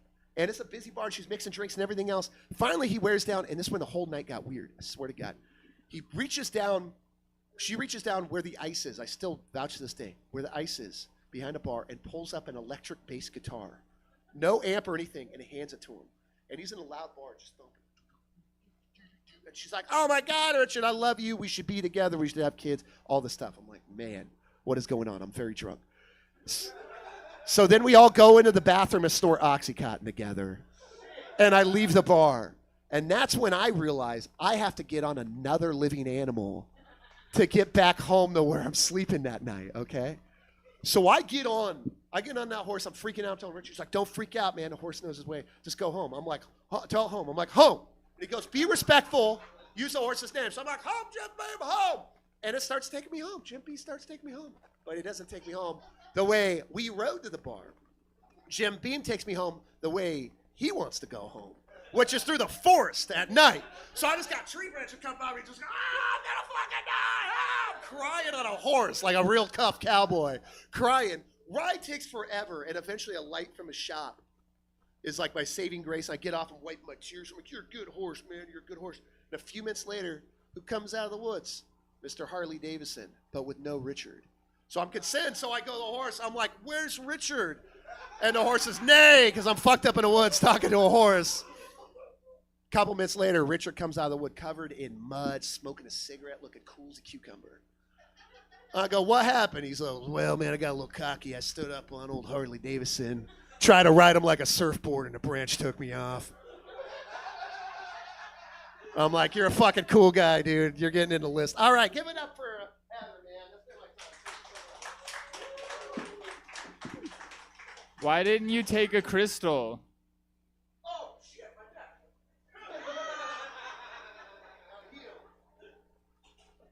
Everyone, I don't pay you in money. That's it. You can sell it. It's worth whatever you can convince someone to buy it for. It's pretty. I mean, exactly. She likes crystals. She teaches yoga. She's into that stuff. Did you guys have a good time? Hell yeah. Oh, you didn't? Did you get to? Thank you. That is the entire budget of Comedy Yacht Club at work right now, besides my $90,000 suit that I did not wear tonight. I'm saving that for a special occasion. every third Friday the show is going on. We're doing it in June again. You guys can come back again. We're bringing people that you haven't seen before. They're going to be really good. And there's a new, a thing. And otherwise, besides that, I hope you guys get home safe. I hope you have a good time. Give it up for your comedians. Let me list them all by name again. Amy Thompson was the first one. Leslie Birmingham was the second one. And then we had Edmina. Then, people liked Edmina. Okay. And then we had Tess Tickles. People like Tess as well. And then closing it out. And then I was your host, Heather Rogue. And then shut up. I like the tension. And then closing it out was Ethan Albers, everybody. You guys get home safe. Thank you so much for coming. You all have a beautiful night. I love you. All right, everybody, that is it for us for the evening. But we've got stuff all weekend. Come back tomorrow. It's 8 o'clock and 9 o'clock. 2 improv shows. We'd love to have you. If not, check out stabcomedytheater.com for our full calendar of events. We're live in person Thursdays through Fridays, and we stream everything we do 6 nights a week. Hope to see you again. Have a good night.